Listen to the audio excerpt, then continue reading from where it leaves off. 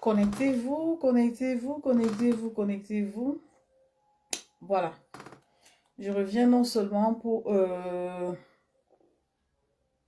actualiser ma page parce qu'elle est très, très, très, très, très, très signalée. Et comme je le dis toujours, personne ne va m'empêcher de parler. C'est une page qui a été créée par moi et je fais de ma page ce que je veux. Les informations que je passe sur ma page, ce sont des informations qui, voilà, ne sont pas de nature à offenser, à insulter, à dire quoi que ce soit des gens. Aujourd'hui, je vais parler de l'hypocrisie. Que vous soyez là, que vous ne soyez pas là. J'espère avoir voilà, bloqué assez de personnes comme ça sur ce compte pour pouvoir laisser ma page voilà, respirer. Parce que jusque-là, je n'ai même encore rien dit. Ça me signale connexion lente comme pour me dire votre page est attaquée. Continuez de l'attaquer. Et tant que vous allez l'attaquer, ça ne m'empêchera pas de parler. Et tant que je pourrai parler, je reviendrai parler. C'est une page qui a été créée par moi. Pour créer cette page, je n'ai pas demandé l'avis, exceptionnellement de certaines personnes, pour dire ce que je pense. Je viens parler de l'hypocrisie. Et si nous ne sortons pas de l'hypocrisie, nous n'allons rien attendre. Nous n'allons rien attendre des uns et des autres. Sortons de l'hypocrisie. Soyons réalistes, sortons de l'hypocrisie. L'hypocrisie nous éloigne, l'hypocrisie nous détruit. L'hypocrisie nous fait croire qu'il y a des gens qui sont bien et les autres qui sont méchants. L'hypocrisie n'est pas une bonne chose. Surtout quand on se lève pour faire des choses aussi importantes et sérieuses. Soyons réalistes, apprenons à dire des choses telles qu'elles sont. Aujourd'hui, je viens, à travers les obsèques de Mamiton, afficher le visage de nos frères camerounais, l'hypocrisie de nos frères camerounais. Oui, parce qu'on tire des leçons à travers des événements. On tire des leçons à travers des actions. Quand on découvre qu'il y a des choses qui ne vont pas et qu'on fait semblant, on joue à l'hypocrisie. Ça veut dire qu'on maintient la situation dans le contrôle des personnes qui ont l'influence sur d'autres. Les Camerounais et l'Afrique doivent apprendre à être vrais, à dire des choses selon le contexte et à être vrai. C'est ça qui fait la différence entre certaines personnes et d'autres. Il y en a qui jouent le jeu de l'hypocrisie, ils savent que là, c'est pas bien. Mais pour protéger, je ne sais pas, une personne ou leur image, ils jouent le jeu de l'hypocrisie. C'est-à-dire, ils valident, mais au fond, ils savent que c'est pas vrai. Ça là est un frein pour nous. Alors, quand tu as compris que tu ne dois pas fonctionner dans l'hypocrisie, il faut savoir que tu vas prendre des coups. Parce qu'un hypocrite, c'est quelqu'un qui est d'abord sur la défensive. Parce qu'il défend un intérêt bien précis. Et toi qui es vrai, tu défends la logique. Et quand tu défends la logique, il faut t'attendre à prendre des coups. C'est d'abord ça la base de l'échec, l'hypocrisie. Tu veux faire des choses, tu projettes par exemple quelque chose qui peut aider plusieurs personnes. Tu prends des gens pour travailler avec. Tu prends des gens, merci à la personne qui a aimé le live. Mais merci Jules, Laurent, merci. Merci, c'est gentil. Il faut partager s'il te plaît. Tu invites les gens dans ton projet. Ils viennent avec un autre esprit. Et derrière l'esprit, ils affichent un visage d'ange. Ils sont d'accord avec toi. Pourtant, c'est de l'hypocrisie qui se passe derrière. Ils ne sont pas d'accord avec toi. Mais ils sont avec toi parce qu'ils ont un intérêt personnel. Et cet intérêt personnel ne vise pas à faire avancer les choses. C'est-à-dire qu'ils se mettent de leur côté, ils utilisent l'hypocrisie pour atteindre leurs objectifs. Et nous vivons ça. Il y a des gens qui prennent ça comme des situations normales, mais quand on n'en parle pas, on vit ça comme ça crée la division parce qu'il y a des gens qui doivent être pour tel, qui ont perdu la raison, qui ne sont pas dans la logique. Mais il y a une logique de base. On a commencé quelque chose. Dans quel but, dans quel objectif? On suit la logique principale. Mais non, sauf que entre nous, il y a des idées qui naissent et des idées qui convergent vers les compétitions. Et donc, on ne peut pas être à 100% d'accord avec toi, mais on est avec toi dans le but d'avoir, peut-être de créer sa place, d'avoir un intérêt particulier.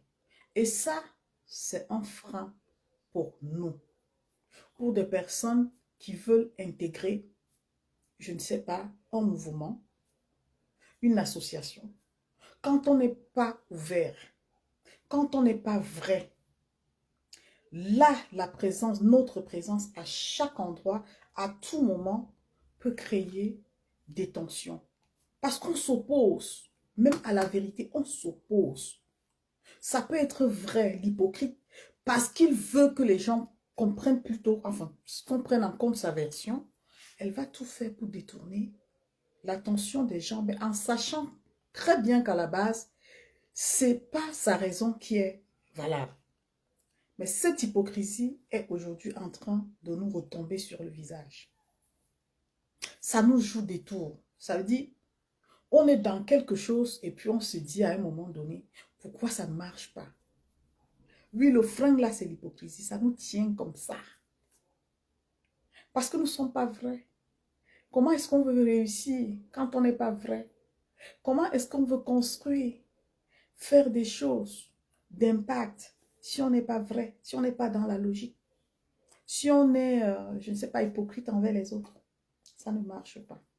Je vais prendre un petit exemple pour parler de l'hypocrisie. L'hypocrisie, déjà, est définie comme la méchanceté à la base. Parce que la personne hypocrite, c'est une personne qui a une méchanceté en elle. C'est une personne qui pense qu'elle doit être au devant, que c'est sa parole qui doit porter. Voilà. Donc, c'est une personne qui est manipulatrice. Hypocrite. Un hypocrite, c'est une personne qui est manipulatrice. Attendez. Je vais tirer. J'ai un rayon de soleil qui m'empêche. Et donc, quand elle arrive quelque part, elle observe, elle cherche à s'imposer. Et quand elle s'impose, alors, elle dévie souvent les sujets pour amener des personnes à développer plutôt dans son sens. Et donc, quand les choses ne vont pas dans son sens, elle crée des polémiques pour essayer de créer, d'imposer l'instabilité et de tirer son épingle du jeu. Tirer son épingle du jeu, c'est quoi? C'est une personne qui te convainc. Hein?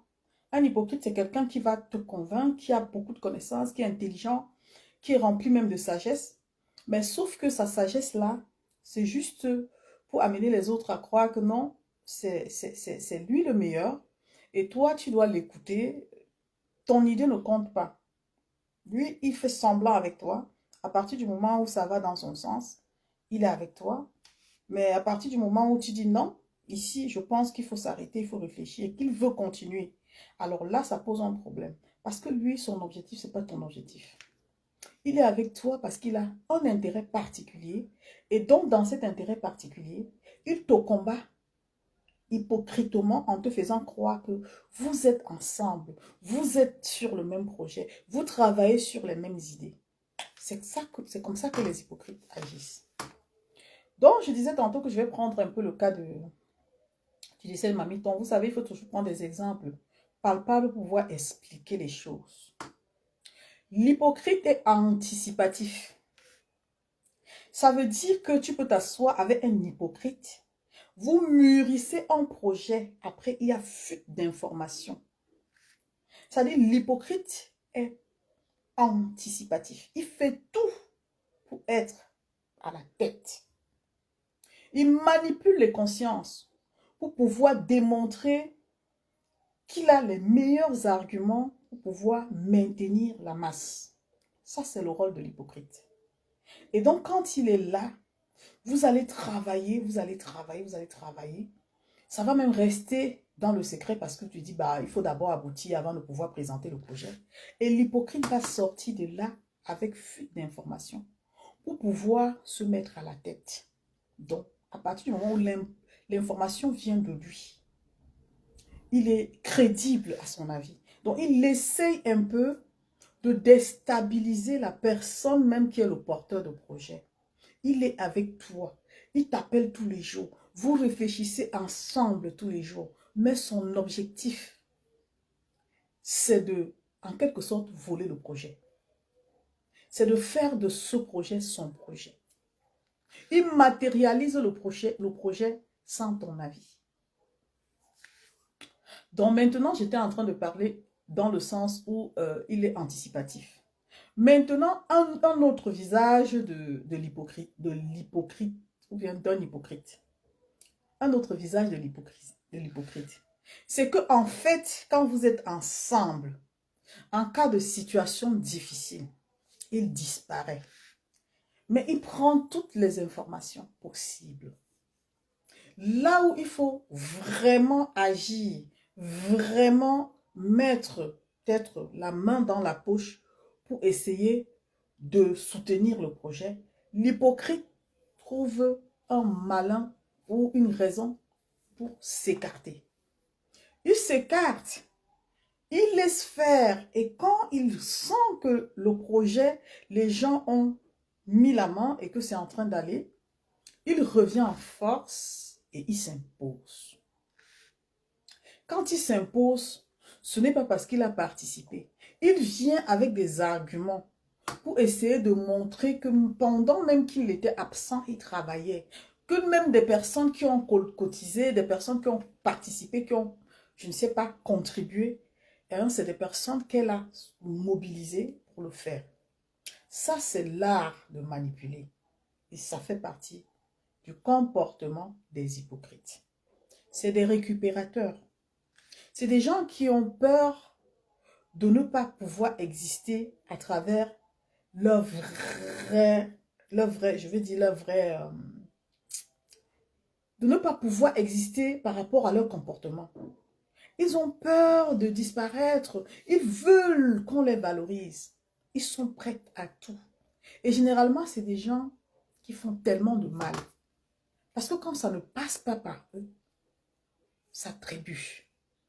Ça passe par des difficultés et vraiment des vraies difficultés. Parce qu'en fait, quand ils ont pris connaissance de la chose, des règles, du statut, de tout ce qui peut aider à réussir un projet, ils prennent ça comme un acquis.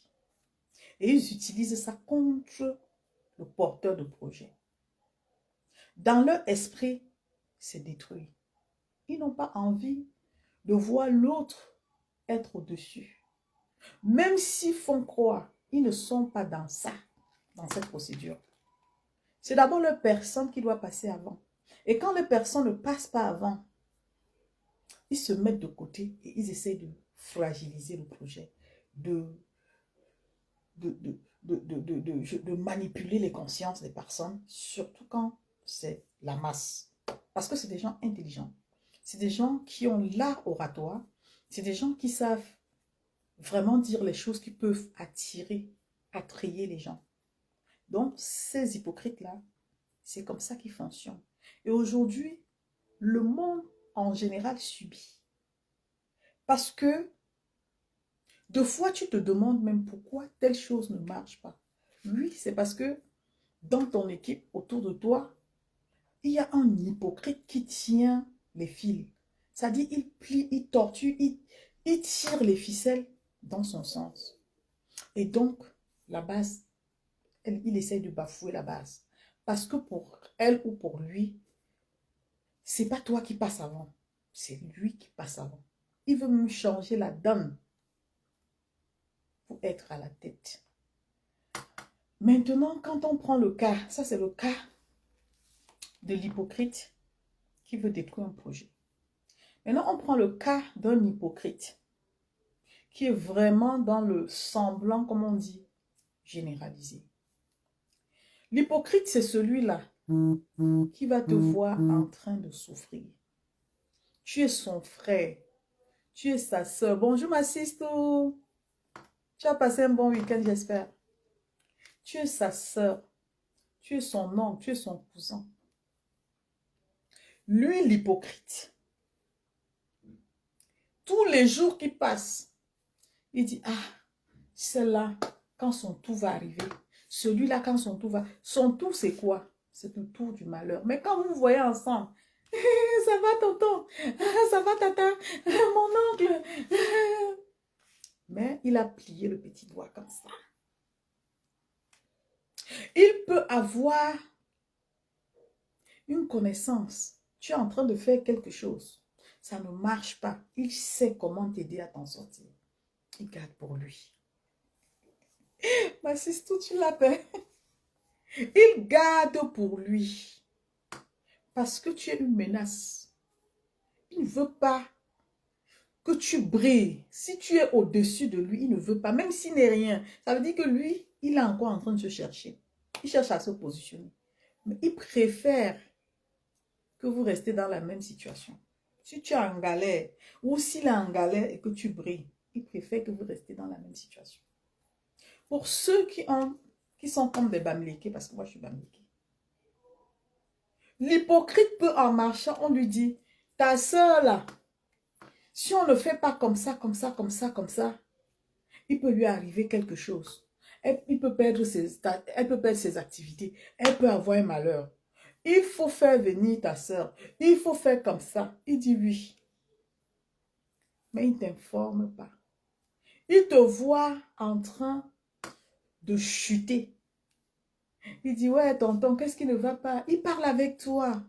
Il t'apporte même le réconfort. Il te donne même des conseils. Mais il sait que tu es en train d'aller vers le fond.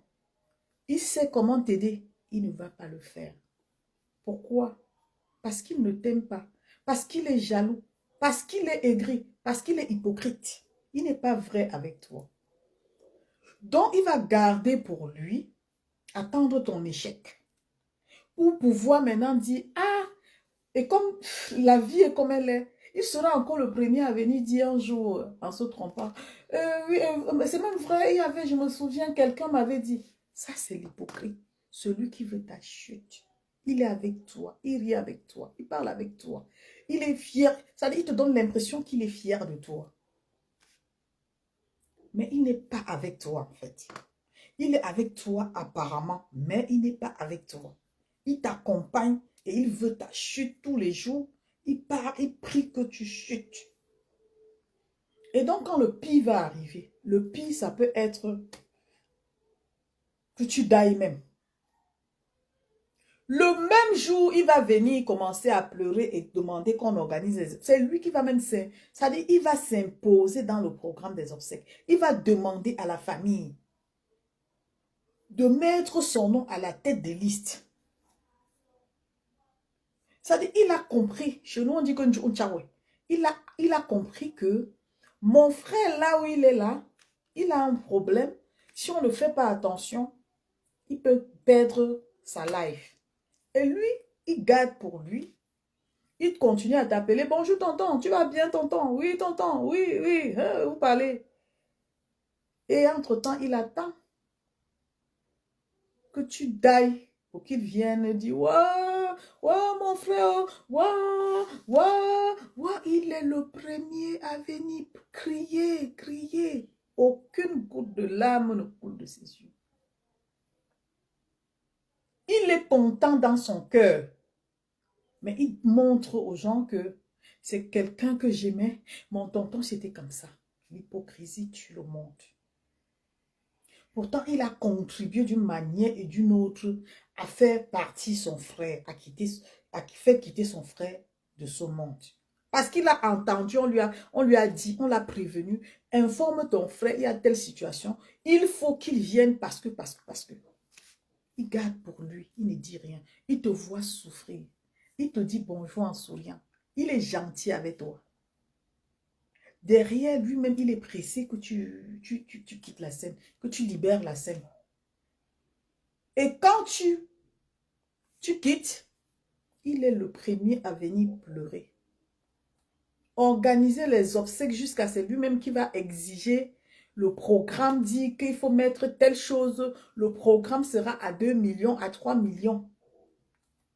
Pourtant, pendant que tu étais là à souffrir, il n'est même jamais passé te regarder. Il n'a même pas pris la peine de chercher à savoir de quoi tu souffres. Parfois même, c'est lui qui va passer une fausse information pour alerter les gens que j'ai appris qu'il est décédé. On ne saura jamais de qui l'information est venue. Ça viendra de lui. Comme il va te killer en faisant croire aux gens qu'il est parti.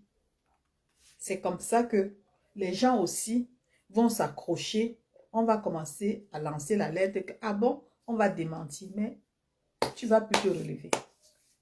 Tu ne vas plus te relever parce que l'hypocrite, c'est comme ça qu'il agit. Aujourd'hui, les gens n'aiment même pas ceux qui ne sont pas hypocrites. Les gens ne veulent même pas croire qu'il y a encore des personnes vraies ici. Je préfère une personne qui ne va même pas, qui va te montrer que je ne suis pas avec toi. Une personne qui va te montrer que je ne suis pas avec toi et qui ne doit pas participer à quoi que ce soit, s'intéresser à toi. Qu'une personne qui va venir rire avec toi et derrière te faire du sale. Je préfère encore cette personne. Parce que nous avons vu aux obsèques de Mamiton une forte mobilisation. Une forte mobilisation. Et moi, ce que je me suis dit, c'est que, si les Camerounais étaient tous mobilisés comme ça pour la bonne cause, c'est qu'on ne peut pas aujourd'hui parler d'eux.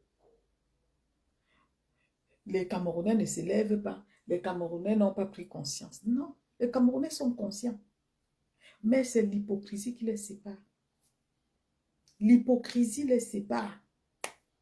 On a vu les gens pleurer, Mamiton. Et quand on regardait même ces gens qui pleuraient, on pouvait bien constater qu'il y avait les gens qui pleuraient en vrai. Il y avait d'autres qui étaient là pour animer la galerie. Ça dit qu'en Afrique maintenant, les obsèques, c'est venir manger, boire, réunir le monde pour manger, boire. C'est d'abord ça qui passe en Afrique. C'est comme un commerce où tu vois les gens même que tu n'espérais pas voir. Tu vas aux obsèques, tu vois le monde. Tu te dis, donc les Camerounais peuvent s'unir comme ça. Non, ils s'unissent quand il y a le malheur. Quand il y a le malheur, ils sont unis jusqu'à c'est même pas bon. Mais pendant que la personne est malade là, on va même lancer la lettre dans les réseaux sociaux. Les gens vont faire comme ça, faire comme ça. Donc il y a assez, ça dit que tous les artistes, comédiens, tout ça qu'on a vu aux obsèques de Mamiton là, on pouvait laisser tous ces gens là comme ça et venir demander l'aide dans les réseaux sociaux pour soigner Mamiton. Seulement toute la forte mobilisation là, si chacun allait dire, je sors 5 000, 5 000, 5 000, même pas seulement pour elle, même pour les autres qui sont encore en situation, même pour ceux, même Mamadou Aïdjou qui est décédé, même pour d'autres artistes dans leur communauté artistique là. Donc ils peuvent se mobiliser comme ça, contribuer pour offrir les obsèques dignes à leurs collègues.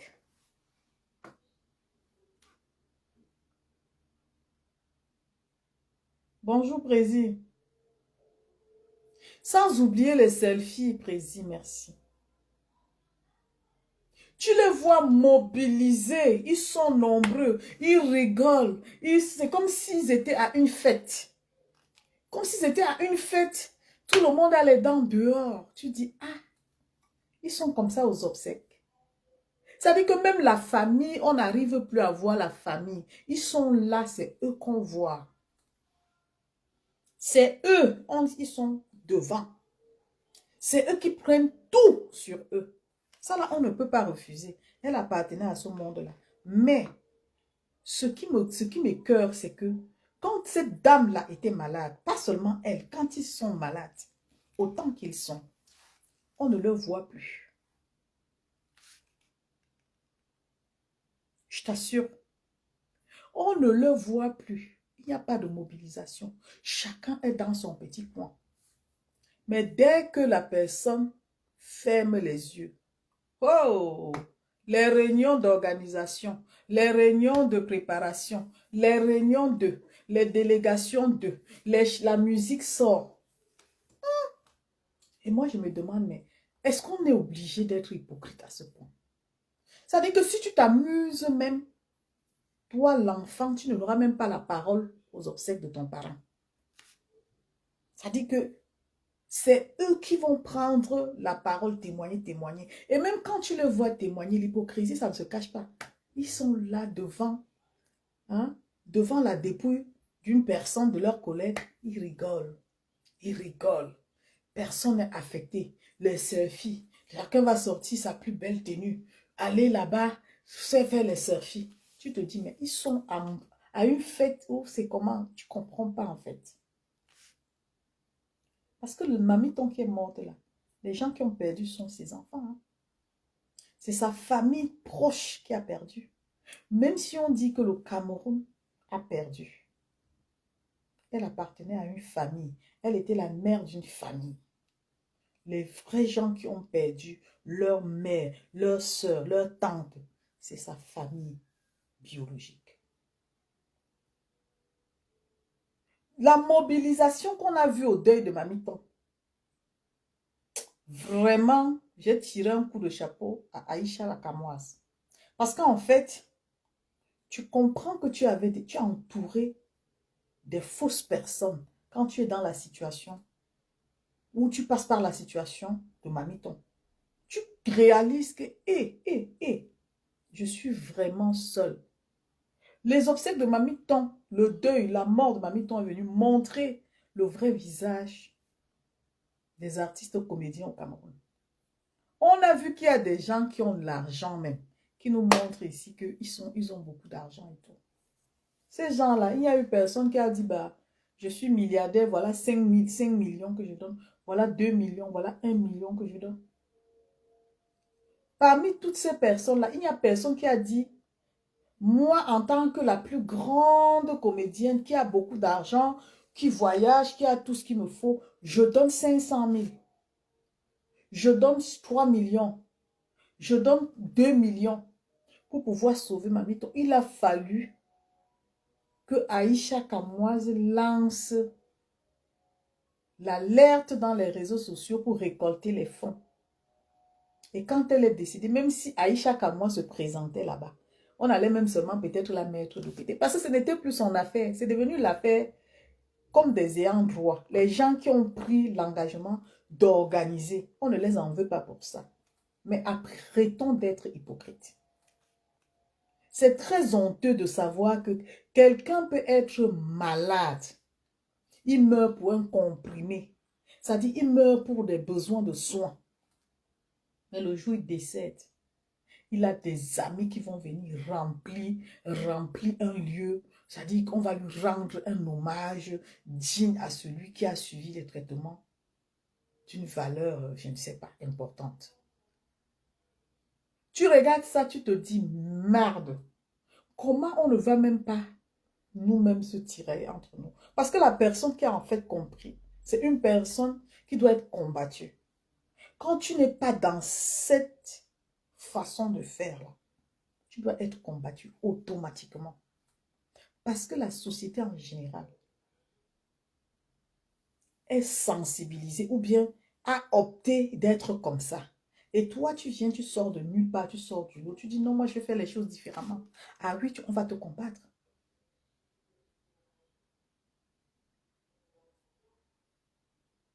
Ah ben je t'assure, c'est incroyable. C'est incroyable, Président.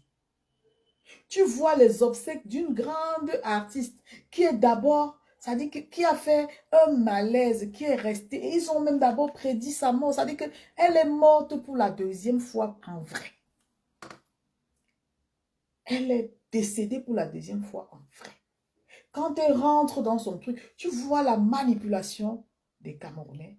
Et c'est toujours entre eux des flux d'informations. Oh, une alerte jusqu'à la télé qu'elle est décédée.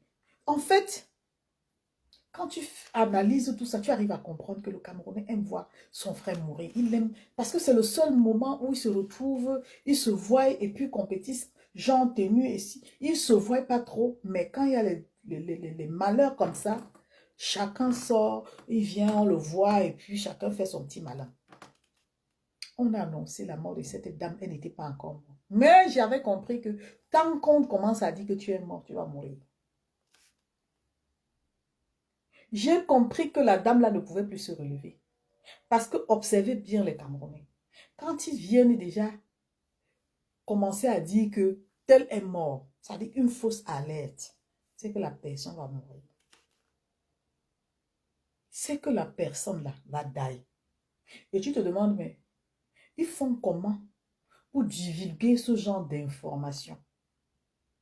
Tout ça est lié à quoi? À l'hypocrisie. Au fait que les gens, pour eux, si tu tombes malade gravement, ça dit pour eux, la conclusion, c'est que tu vas mourir. Et comme ils ont pensé que tu vas go là, non, pour eux, tu es go, tu es même déjà go. Ils pensent que tu es go et pour eux, tu es go. Ils annoncent ça même avant. Tout ça pour être à la quête de la visibilité, pour qu'on dise que l'information est venue de telle. C'est elle qui était la première personne à informer. C'est honteux. Ils l'ont fait pour Mamadou. Et quelques jours plus tard, il est parti. Est-ce que c'est une bonne façon de pleurer nos morts?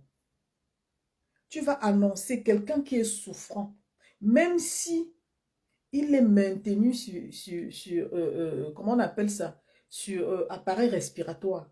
Tu n'as pas à venir dire, annoncer que la personne est partie.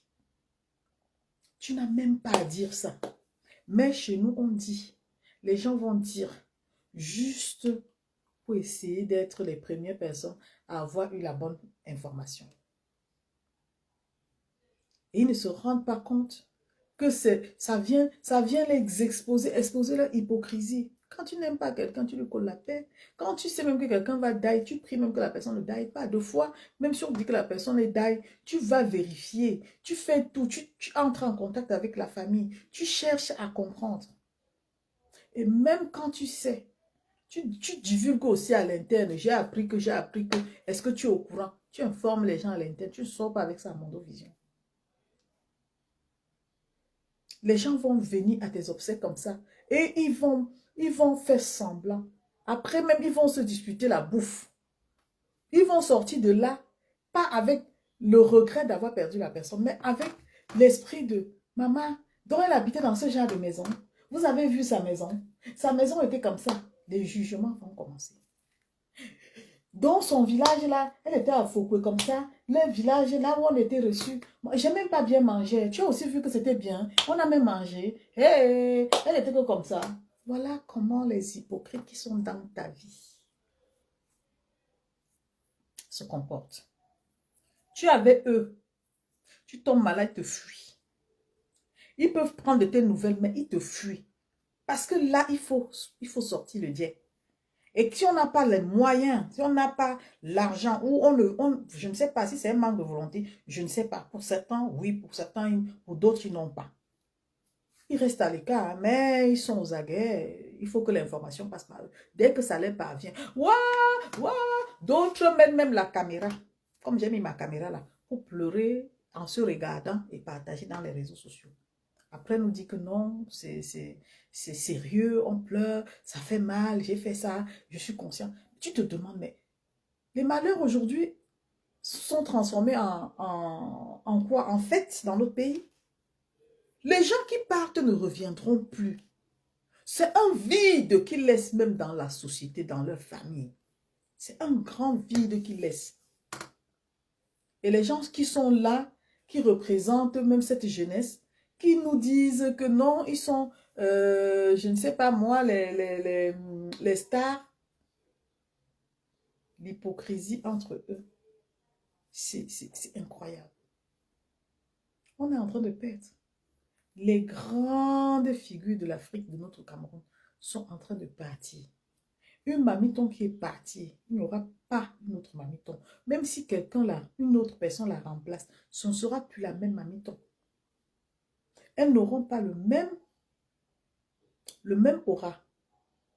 Mamadou Aïdjo, quel que soit ce qui s'est passé, c'est un humain. Venir dans les réseaux sociaux annoncer sa mort avant qu'il ne décède, je pense que c'est mépriser même l'âme de la personne avant sa mort. Mais tout ça, ça se vit dans notre milieu. Et je me demande toujours, comment est-ce que les gens font pour être comme ça? Comment est-ce que les gens font pour annoncer le décès de quelqu'un qui est vivant et par la suite la personne décède? On le voit avec des beaux costumes. Ils sont là et même à la veillée, on se met devant un cercueil, on rigole. On avait vu ça avec notre défunt Cabral. C'était le même scénario. C'est comme si quand quelqu'un meurt, les gens partent au marché, ils s'offrent des belles tenues, ils renouvellent leur garde-robe parce que non, je dois porter ça pour la lever, je dois porter ça pour la veiller, je dois porter ça pour voyager. Tu les regardes, tu dis,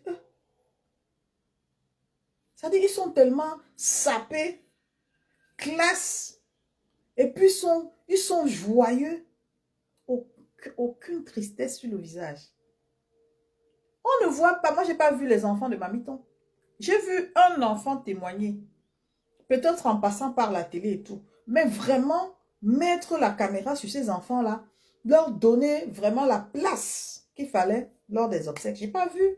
Et je ne critique pas non plus. Je suis juste en train de donner mon avis en sachant très bien que c'est comme ça que notre société est. Quelqu'un ne va pas t'aimer, mais le jour où il va entendre, il est dans ton quartier, vous ne vous dites même pas bonjour. Le jour où il va entendre que tel est parti, il va venir à tes obsèques. Il va chercher même à intégrer le milieu où on fait la cuisine. Il va chercher même à travailler. Tu vas te dire, mais vous aviez quelle affinité? Il n'est ami à personne. Moi, j'ai vécu ça plusieurs fois et je m'étonne toujours. Tu demandes tel c'est qui, on dit, on ne le connaît pas. Il est là pour qui? On ne la connaît pas. Mais elle est là dans ta cuisine. Elle est en train de faire l'ail. Après, elle vient te dire, je n'ai pas bu depuis le matin. Je n'ai pas encore mangé. Je n'ai pas... Tu te demandes, mais attends, c'est quoi? C'est comment? Respectez au moins l'intimité des gens. Même si vous n'aimez pas la personne, respectez. Et j'ai du respect pour ceux qui décident, qui disent, je n'avais aucune affinité avec elle, je n'irai pas. Au moins, ces personnes sont vraies. Aujourd'hui, je vois un reproche à certaines personnes n'avoir pas été là, n'avoir pas fait ci. Moi, je dis, il vaut mieux être vrai que d'être faux. Parce que quand on est vrai, on est en paix avec soi-même. Mais quand on est hypocrite, il y a toujours quelque chose qui nous fait quand même reconnaître que là, on n'était pas à notre vraie place. Bonjour Gervais, vous savez que la page est signalée, hein, je vois personne. J'ai vu une seule personne en ligne. Bonjour papa. Pas de collation à mon deuil, sinon je sortirai. Tu as raison mon frère, moi aussi je dirais pareil. C'est pour ça que j'ai toujours dit, il faut faire les testaments avant même de souhaiter, avant de mourir. Il faut penser le faire. Parce que ça craint. Ça craint dans notre milieu. Quelqu'un peut savoir que tel médicament peut te sauver. Mais seulement parce que ta tête l'énerve, il va te voir partir. Et quand tu vas partir, il va venir pleurer à tes obsèques. C'est-à-dire l'hypocrisie. Il a fait l'hypocrisie totale à tes obsèques. J'ai vu les choses dans ma vie que je suis dépassée. Mon feu papa, quand il mourait, on appelait tous ses frères. On appelait tout le monde, des personnes qui étaient censées être même là pour nous soutenir parce que notre maman n'était plus là. Ça dit, on l'a vu des choses, on s'est dit, eh, personne ne venait. Personne ne venait. 6 mois de maladie comme ça, personne ne venait. Mais quand il est décédé, le lendemain, la maison était remplie. Des frères, des gens qui vont même se présenter que nous, on ne connaît pas. On va venir même commencer à nous donner des ordres, à nous dire comment les obsèques vont se passer. Tu dis, merde. Toi, c'est qui? Je suis l'oncle de l'oncle de l'oncle de ton père. Tu dis que oui, papa. Tu te demandes que merde, du vivant même de ton père, il était où? Non, il va venir s'ingérer dans. Et il va commencer même à te demander que la chambre du père où il cherche à prendre les vêtements, je vais prendre ma part de vêtements. Ça veut dire que nous, les Africains, devons changer. Nous devons changer de comportement. J'ai assisté à plusieurs enterrements chez les Blancs. Plusieurs enterrements. Quand le blanc, le Watt die, ils prennent le téléphone, ils regardent les amis proches parce que de leur vivant, on sait qui est ami avec qui, ami avec qui. On envoie les messages aux proches là, avec la date des obsèques, point barre. Et eux, c'est une semaine, au trop une semaine. Tu te retrouves au cimetière, tu ne vas même pas au funérarium, hein. Ils n'ont pas, eux, de problème qu'on mobilise le monde. Hein. Non. Non. C'est dans la stricte intimité. Tu peux te retrouver. Je me suis retrouvée aux obsèques de mon voisin. On était moins de 20 personnes. Il y avait ses frères proches. Même les cousins ne sont pas concernés. Les frères proches. Son épouse, ses enfants. Et quelques amis. Moi, j'étais partie parce que c'était mon voisin. Et quand vous finissez comme ça, on a fini d'enterrer, chacun rentre chez lui. S'ils ont prévu,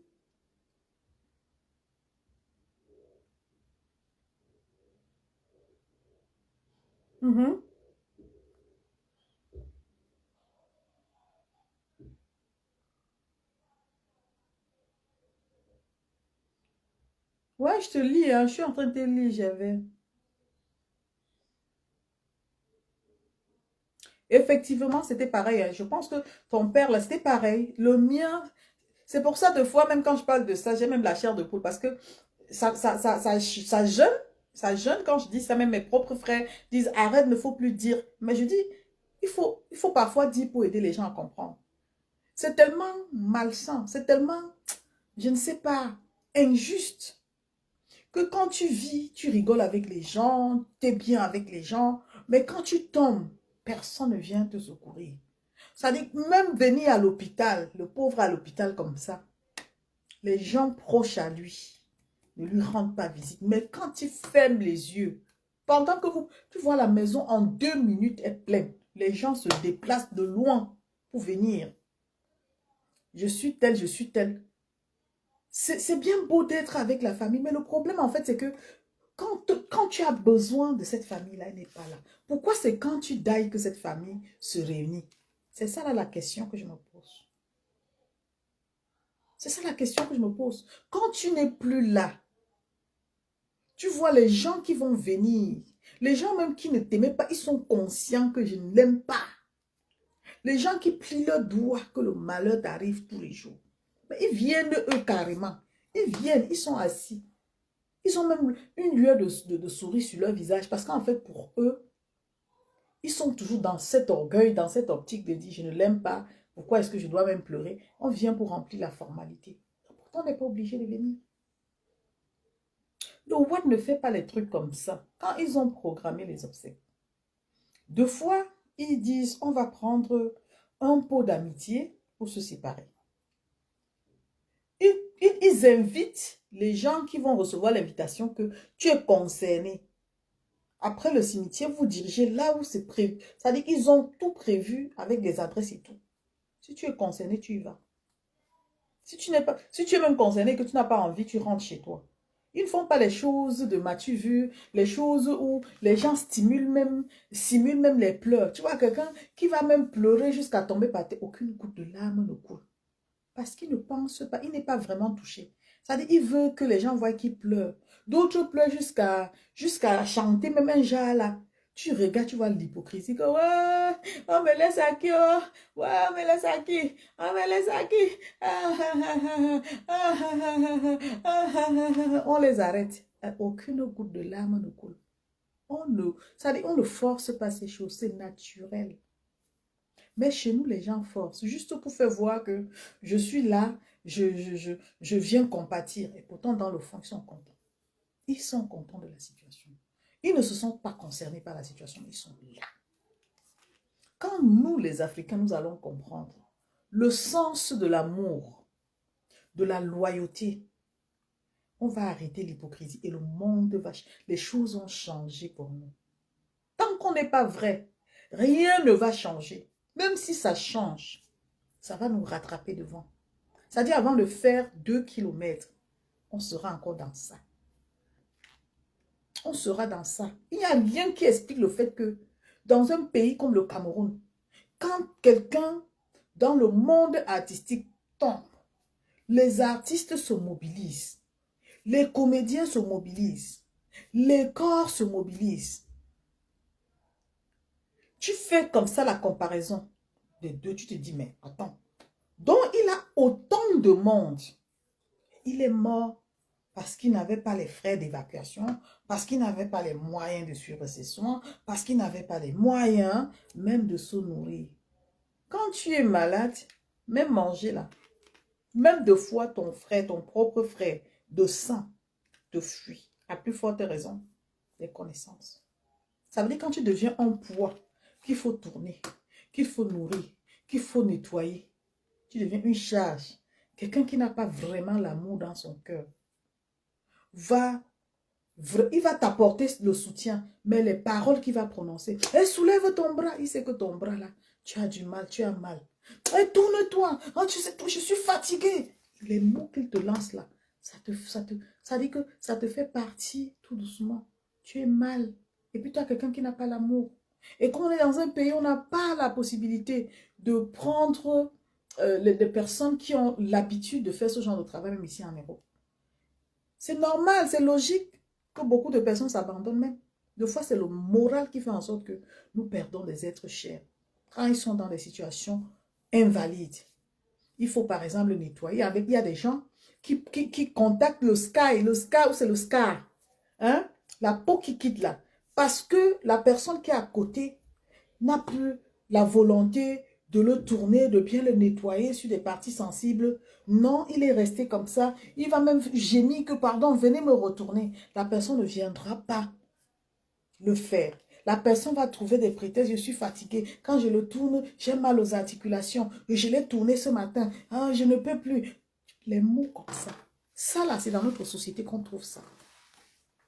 Les gens, ils vont faire ça et quand il va tomber, j'ai travaillé gratuitement, j'ai fait ceci, c'est moi qui avais tout fait, j'avais fait ceci, j'avais fait cela. Pourtant, dans le fond, tu es conscient que tu n'as pas fait avec amour, que tu n'as pas donné le meilleur de toi-même pour aider la personne. Parce que quand une personne est déjà faible, il est dans un état où il a besoin qu'on le relève parce qu'il est tombé, il n'a plus de morale. Quand tu affaiblis son moral, il va partir. Il ne va pas supporter. Il va se sentir inutile. Il va perdre espoir. Même le médicament ne va pas le relever.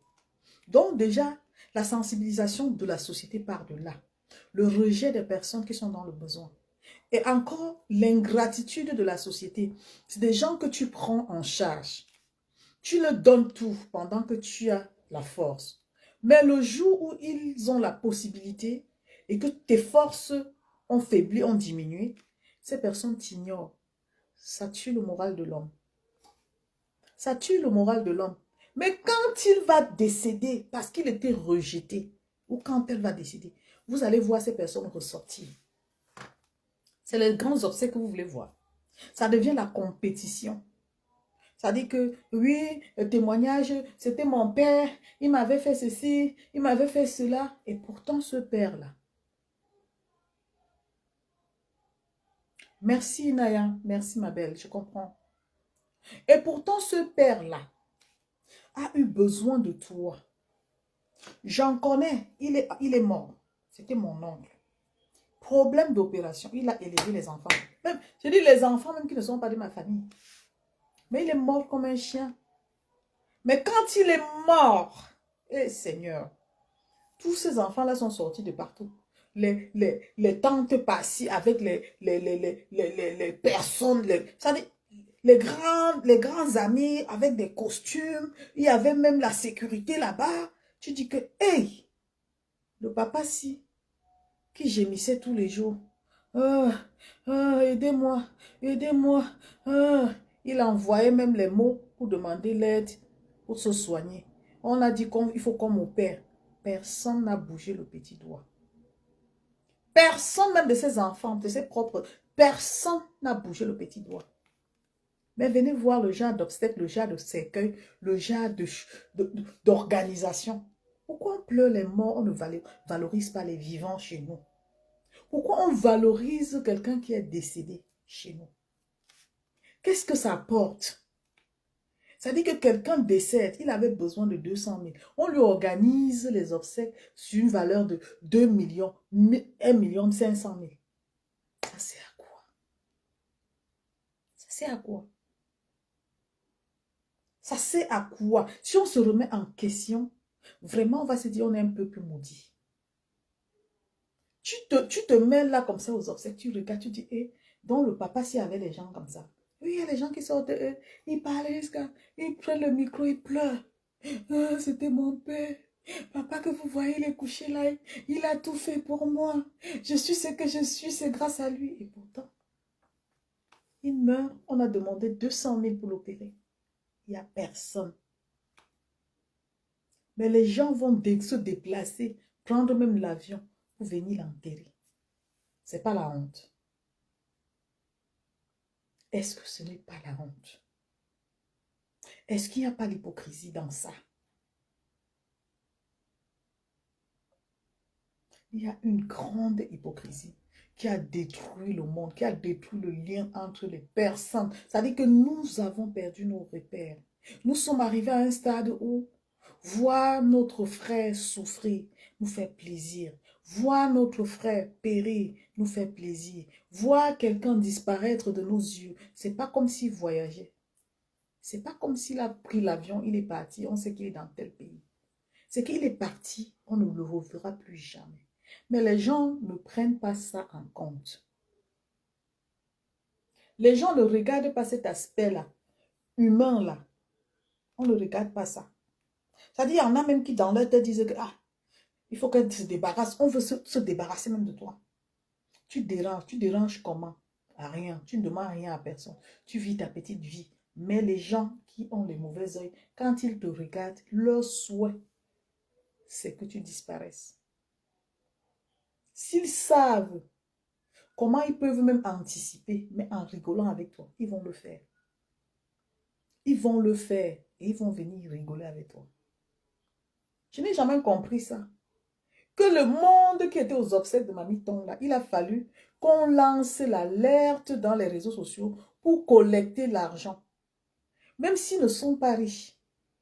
Ils ont montré qu'ils sont un peu, ils ont quand même quelque chose. Parce qu'on a vu à travers les belles tenues, les selfies, que les gens même sont allés renouveler leur garde-robe pour aller rendre un dernier hommage à cette dame. Mais, est-ce qu'il y a eu une mobilisation dans le secteur artistique et qu'on est venu rendre compte au peuple que nous, les acteurs, artistes, comédiens, nous avons décidé, nous avons cotisé entre nous tel montant, même si ça a été fait. Je pense que à un moment donné, chacun doit être à sa place. Quand on dit artiste, là, c'est nous qui valorisons les artistes. Les artistes sont ceux qui sont grâce au peuple. Et quand les artistes veulent qu'on les mette haut, ils doivent à travers des actions comme ça nous montrer qu'ils sont pris de la hauteur aussi. Un artiste comme Amiton, 24 ans, ou c'est 20 ans, comme a dit Mitumba, 2004, voilà, 20 ans. Alors, c'est pas une artiste comme l'autre, comme tous les autres, qui a peut-être bénéficié de la vente c'est quoi? de l'avantage du président ou bien c'est du don présidentiel de quoi. Mais avant qu'on ne lance l'alerte là, tous ces gens-là étaient où? On a vu les mamans Guéa partir comme ça devant nos yeux. Et ça continue. Après, ils vont venir nous servir jusqu'à dire que c'était une veillée du jamais vu. Est-ce qu'on a besoin des veillées du jamais vu? On n'a pas besoin des veillées du jamais vu. On a besoin de valoriser la vie, de mettre les gens en haut. Célébrer les gens quand ils sont vivants, pas quand ils sont morts. Ça sert à quoi? Les gens sont en pleurs. Ça dit, tu meurs, on va t'offrir un cercueil. Tu vas dire, ah, je vais vous expliquer quelque chose. C'est la vérité. Et quand je dis la vérité, je n'ai pas peur. Parce que je suis une personne qui est dure à cuire. Je suis une personne qui combat le mal. Je suis une personne qui combat les hypocrites. Je suis une personne, en fait, qui ne marche pas avec les gens qui sont comme ça. J'avais ma petite sœur qui vivait chez moi. Elle était assez grande. Elle a souffert, elle était malade. Je dis c'est mon histoire et je n'ai pas peur de la raconter parce que plus tu racontes les choses comme ça aide les gens eux-mêmes à se reconnaître dans ce que je dis et ça, à s'améliorer. Je ne suis pas ici en train d'indexer quelqu'un. Je suis en train de parler de ma propre expérience de vie. Donc, elle était malade, elle était très, très malade. Et je me suis rendu compte que pendant sa maladie, il y avait des gens qui, voilà, toujours entre nous les enfants, qui n'étaient pas au courant. Et ma petite soeur était très, très triste de savoir que, ouais, maman, pourquoi tel ne vient pas? Maman, pourquoi tel ne machin? Maman, pourquoi tel ne vient pas? Et c'est Dieu qui fait les choses, en fait. On a essayé, on a essayé. Je peux pas dire j'ai essayé parce que je dirais, quand je dis j'ai essayé, les gens disent toujours, elle veut dire qu'elle a fait seule. Effectivement, je l'ai fait seule. Mais je vais dire j'ai essayé. Et la chose que ma petite soeur m'a dit, et j'ai mis en pratique pour ma propre vie, elle m'a dit, maman, écoute-moi bien. Si je décède aujourd'hui, enterre-moi demain. J'ai dit à ma petite soeur, comment ça? Comment tu sais que tu vas même décéder? Tu vas te lever de ce lit. Elle dit, non, maman, je ne me sens pas. Je sais que, je ne dis pas que je ne vais pas, je ne veux pas vivre, mais je sais que mes forces m'abandonnent. Mais si je décède, enterre-moi demain. Elle a dit ça devant mon père. Il était encore vivant. Quelque temps après, ma petite soeur a décidé un mercredi. Elle est décédée un mercredi, la nuit de mercredi à jeudi. Et là, elle est décédée à Saint-Jean, Saint-Malte de Ndjobé. Et moi, j'étais à Douala. On m'a informé à 23 heures. Et déjà, la rage que j'avais au fond de moi, c'est que je ne pensais plus. J'étais déjà dans cette position que j'accepte et je valide ce que ma petite soeur a dit. Parce que ça ne sert à rien de souffrir que personne, même tes amis, même tes propres amis t'abandonnent. Même ton copain t'abandonne. Les gens t'abandonnent à toi-même. Et je voyais ça vraiment cruel. Et je m'attendais dans mon esprit me disait, si vous gardez le corps là pendant, comme c'était arrivé pour ma mère, j'ai tiré des leçons. Je tire très vite des leçons. Tu ne peux pas m'avoir deux fois. Ah ouais, et je sais, on est nombreux, mais après, les gens viendront dire, organisation des obsèques. Je suis descendue à Djombe. Je vais parce que elle était avec mon père quand elle est décédée. Je suis allée, je disais, ne mettez pas à la morgue pendant que j'arrivais, ne mettez pas à la morgue, ne mettez pas à la morgue. Malheureusement, quand quelqu'un décède dans une chambre, il faut l'enlever pour ne pas mettre mal à l'aise les autres malades. Donc, ils l'ont mis à la morgue. Je suis arrivée à Ndjobé, il était presque 2 heures, presque, on va dire, 1 heure. Le temps de remplir les formalités et tout ça, de ramener le corps chez nous à Lou. Nous sommes arrivés à Lou, il était peut-être 4h30. Vous vous rendez compte? 4h30, il y avait une de nos sœurs, comme ça, direct, qui était là. Vous savez, l'ennemi, quand il veut manipuler la famille, il sait comment il passe. Tu es avec ta sœur, elle est malade, elle fait 2 jours à l'hôpital, 2 jours, sans que tu lui apportes à manger. Tu es sa seule sœur. C'est les voisins de lit qui vont prendre comme ça, de collecter le repas pour donner. L'enfant est abandonné à son propre père. Et donc, c'est le père qui est le garde-malade de sa fille qui a plus de 20 ans. Donc, voilà comment... Moi, je prends déjà très mal la chose parce que même ma soeur, quand je parlais avec elle, Elle me racontait et j'avais mal dans mon cœur de dire, mère, maman n'est plus là et nous devons nous soutenir mutuellement. Si on s'abandonne comme ça, les gens disent, oui, je suis chez mon mari, je m'occupe de mes enfants, et que tout le monde doit penser comme ça. Alors, ça veut dire que on est en train, voilà, de se diviser, de s'éloigner. Moi, c'était qu'on devait être soudés après la mort de notre maman. Que quand quelqu'un a un problème, que ce soit le problème de l'autre. Et puis, j'ai compris que non, c'était pas comme ça. J'étais la seule à avoir cet esprit. Donc, après, on a ramené le corps de ma soeur et c'est là on informe l'autre soeur qui était dans le même village avec elle, à Lumpa, parce qu'elle était chez moi quand elle est tombée malade. Et comme je travaillais, papa a dit, je m'en occupe. Elle est partie chez nous à Lum et elle suivait son traitement. Donc, et la fille, elle décède. Hmm. J'étais là avec la décision là dans mon cœur. Même si ma mère sortait de la tombe pour dire non, j'allais lui dire que maman, laisse tomber. Je préfère même mourir avec elle que d'accepter que les gens font ça. Donc, on informe les gens, entre nous d'abord, les sœurs, voilà, frères et sœurs.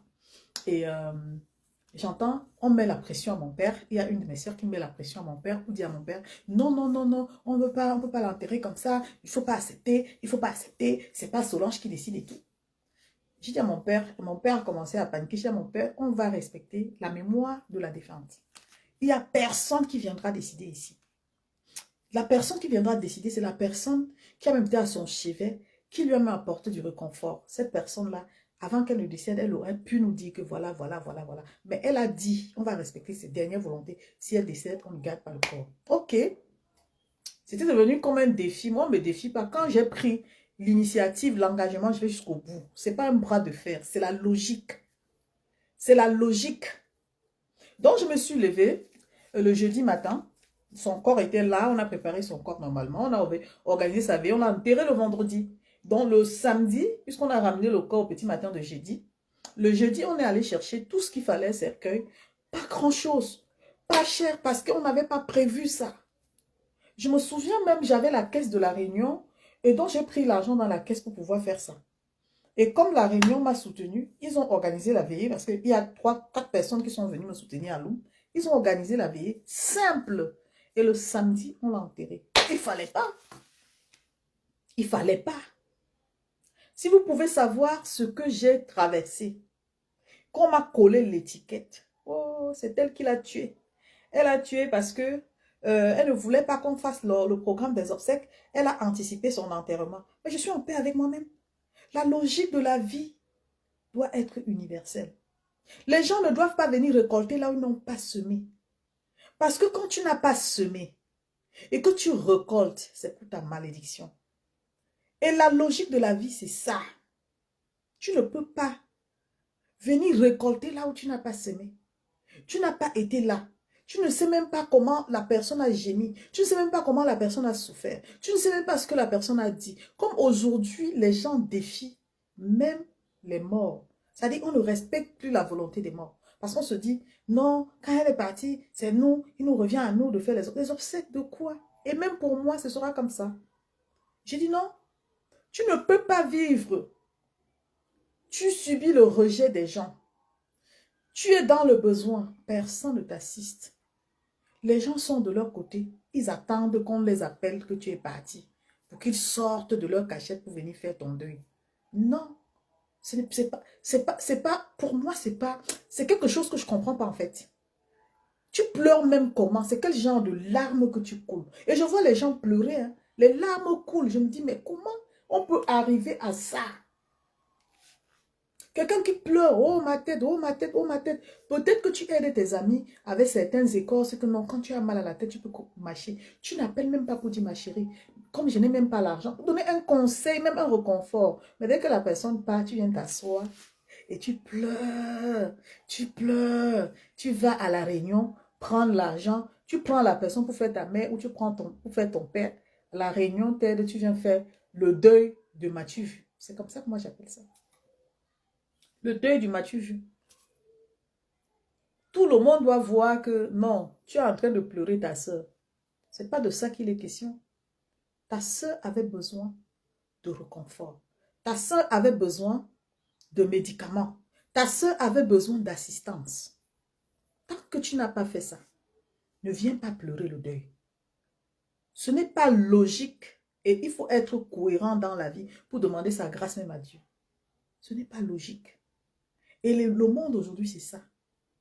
L'hypocrisie qui tue, qui détruit nos valeurs, là, ça part de là. La racine du mal. Voir quelqu'un souffrir. Savoir même qu'on peut aider quelqu'un. On ne le fait pas. Mais on est tellement content de voir sa chute qu'on vient fêter sa chute. Pour moi, c'est fêter la mort de quelqu'un. C'est fêter, montrer sa joie. Enfin, la personne est partie. C'est ça. Sinon, c'est la même chose pour ces artistes qui nous ont fait voir qu'ils peuvent se mobiliser quand quelqu'un est mort, mais ils ne peuvent pas se mobiliser quand la personne est dans le besoin. C'est honteux qu'aujourd'hui, tout revient dans les réseaux sociaux et donc au point où on va voir quelqu'un comme Mamadou Aïdjo en train de crever devant nos yeux. On laisse l'humanité, c'est-à-dire qu'on est humain, on laisse notre côté humain, on rentre maintenant dans les polémiques. Que oh, c'est une vie, c'est quelqu'un, c'est un être humain que vous n'entendrez plus, que vous ne verrez plus, que sa famille perd. Quand tu te mets dans cette peau, tu ne le juges pas. Parce qu'en fait, le jugement, ce n'est pas l'homme qui a le droit de juger l'autre, c'est Dieu qui juge. Mais aujourd'hui, les hommes ont pris la place de Dieu. Ils ne donnent plus leur avis. Ça veut dire que tu ne donnes pas ton avis, tu t'arrêtes sur les faits. Tu vas plus loin condamner la personne. Est-ce que toi-même, tu es sûr que tu n'es pas déjà condamné? Est-ce que tu es sûr que toi-même, tu n'es pas condamné? C'est pour ça que je dis, je fais toujours attention. Quand les gens vont déjà très loin, je retire mes pieds parce que non, je n'ai pas le droit. Je peux parler d'un fait, mais je ne peux pas souhaiter le malheur de quelqu'un. Et les gens le font dans les réseaux. Les gens s'assiedent comme ça sur ta vie. Les gens se lèvent comme ça dès qu'ils ont une petite information sur toi. Ils vont même te pousser à bout. Ils ne te connaissent pas, ils te connaissent dans les réseaux sociaux. Point barre. Mais comme tu es une personne peut-être publique, ils vont aller chercher à argumenter les choses dans ta vie pour te fragiliser. Ils vont te juger, te condamner. Est-ce qu'ils sont parfaits?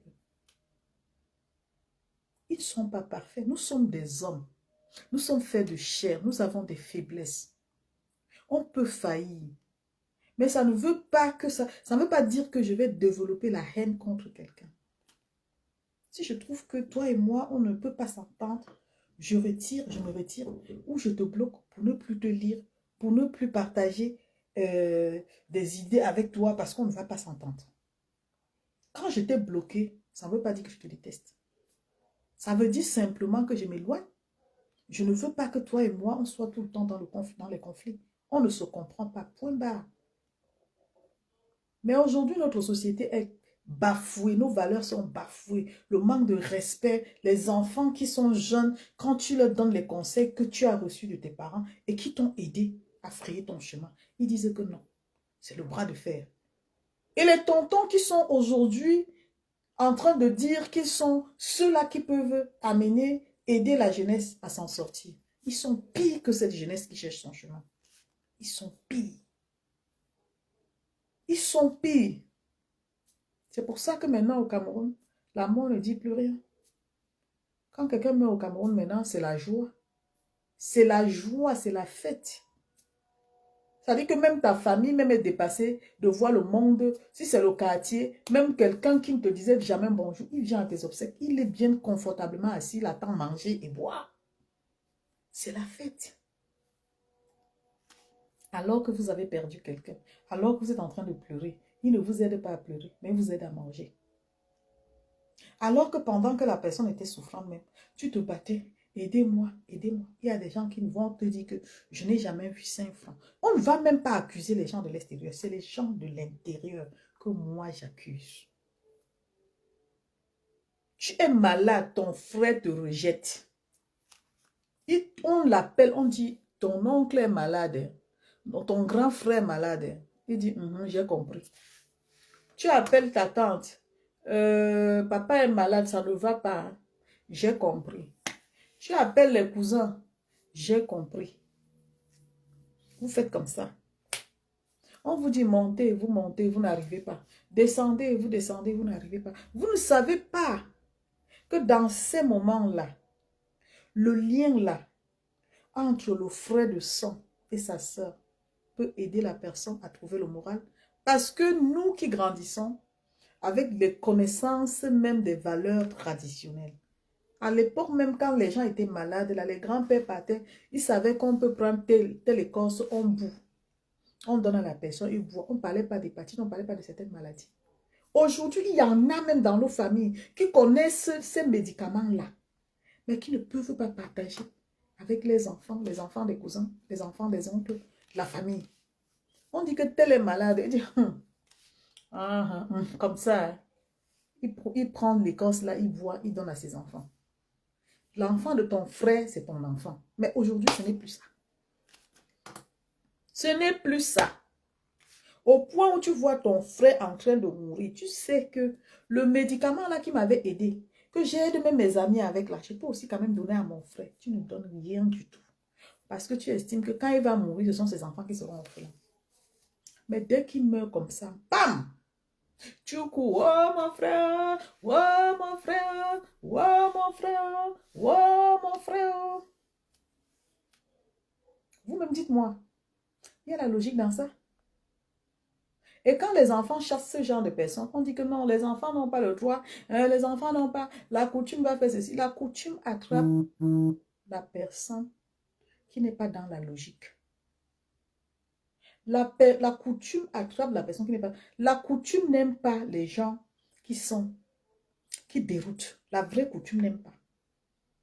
C'est comme ça qu'on chasse le mal. Tu sais que voilà, mon mal peut venir de telle personne. Il vient, tu le chasses. Effectivement, Barthélemy, il vient, tu ne collabores pas, même si tu ne le chasses pas, tu ne collabores pas avec, tu n'as rien à faire avec la personne. Parce que s'il a laissé son propre frère mourir dans certaines conditions, toi-même, tu n'es personne. Et comment tu vas chercher toujours à embrasser les gens qui ne te considèrent pas? Ça va d'abord te frustrer. Si tu es même réfléchi, tu vas d'abord t'interroger sur la situation avant de prendre du recul. Ce n'est pas parce que tu n'aimes pas la personne, mais c'est parce que tu es méfiant. Tu ne comprends pas. Tu ne comprends pas. C'est des exemples que je prends. Hein. Je ne suis pas ici en train d'indexer ma famille. Je suis en train de prendre l'exemple pour expliquer la situation. Donc après tout ça, tu apprends les leçons de là. Et pour toi, il t'est même interdit de te lever et annoncer même que tu es malade. Ta maladie là, si tu veux même guérir, même si c'est grave n'importe comment. C'est-à-dire que tu restes avec ta maladie. S'il y a des gens à qui tu peux te confier, tu te confies. On se bat, on se bat, on se bat. Jusqu'à ce que même si tu décèdes, ces gens-là entendent seulement que ils vont dire, elle était malade. Oui, ça va. Parce que tu sais que en leur disant, ça ne va rien changer. Ils ne vont pas te secourir. Peut-être qu'en gardant, cherchant la solution, tu vas trouver ta solution. Dès que 2, 3, 4, 5 personnes sont au courant de ta maladie, si parmi les 2, 3, 4 personnes-là, il y a 3 ou 2 qui veulent ta disparition, ta perte, sache que tu as moins de chances pour te lever. Parce qu'il va aussi dire à l'autre qui ne t'aime pas, l'autre va dire à l'autre qui ne t'aime pas. Tu ne sais pas quel genre de combat maintenant, en dehors de ta maladie, ça peut être un combat spirituel. Tu vas te retrouver comme ça. Tu ne sais même plus. On va travailler, tu ne vas jamais guérir. On va faire ceci. Non. Aujourd'hui, même les amis peuvent devenir ta famille. Les personnes à qui tu fais confiance, entièrement confiance, peuvent devenir ta famille. Parce que tu te confies à eux. Parce qu'ils sont là pour toi. Parce qu'ils sont vrais avec toi. Parce qu'ils sont vrais avec toi. Donc, je vous ai raconté une histoire pour vous faire comprendre que le mal qui nous anime là, c'est l'hypocrisie entre nous-mêmes.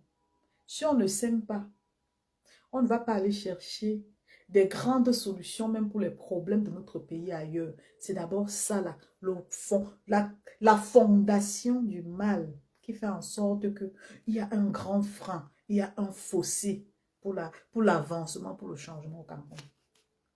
Parce qu'un hypocrite, c'est quelqu'un qui te montre le visage d'ange, qui sera là à te faire rêver, qui va te vendre vraiment des rêves comme on dit. Et bien dans le fond, il n'est pas avec toi. Il ne souhaite même pas que ton projet voie le jour. Donc c'est ça là. quand tu fais un projet, il faut être l'acteur principal de ton projet. Si tu te rends compte, voilà comment on traite l'hypocrite. Tu te rends compte, tu doutes, ça veut dire tu plies le doigt une fois, deux fois, trois fois, quatre fois. Tu chasses l'hypocrisie, l'hypocrite de ton projet. Quel que soit ce qu'il va aller dire et faire, au moins tu l'as écarté. Tu pourras te concentrer. Mais si tu le gardes, parce que tu te dis, ah, c'est une personne, j'ai besoin d'elle parce que sans elle, rien ne peut avancer, malgré chacun a son caractère. Non, non, non, non. On ne caresse pas, on ne garde pas un ennemi parce que c'est un ennemi. Et c'est l'ennemi qui va te détruire, qui va détruire tous tes projets. Même en amitié, quand tu cernes les gens, tu sais que là, c'est pas bon, tu ne forces pas. Tu ne gardes pas une personne autour de toi parce que non, des fois, on rigole, non. L'hypocrisie n'est pas une bonne chose. L'hypocrisie peut t'empêcher de réussir dans tous tes projets parce que tu avais une mauvaise personne. Je dis dans tous tes projets. Dès que tu lui en parles, ça crée un freinage. Dès que tu lui dis, tu souffles même seulement que j'ai envie de faire ça. Et parfois même, dès que tu dis à un hypocrite que j'ai envie de faire tel projet, il ne te double pas faire ça avant toi. Il anticipe. D'abord, j'ai parlé de ça au début de ce live. C'est quelqu'un qui est anticipatif. Tu lui dis, je vais écrire un livre. Il écrit le livre avant toi. Il s'inspire de son histoire, de ton histoire en modifiant pour écrire le livre. Tu lui dis, je veux chanter. Il chante avant toi. Tu lui dis, je me prépare pour faire le blog. Il te dit que, ah, j'aime même pas trop le blog. Ça vous donne même quoi cette histoire de blog? Un jour, tu te lèves, tu trouves qu'il a mis sa caméra.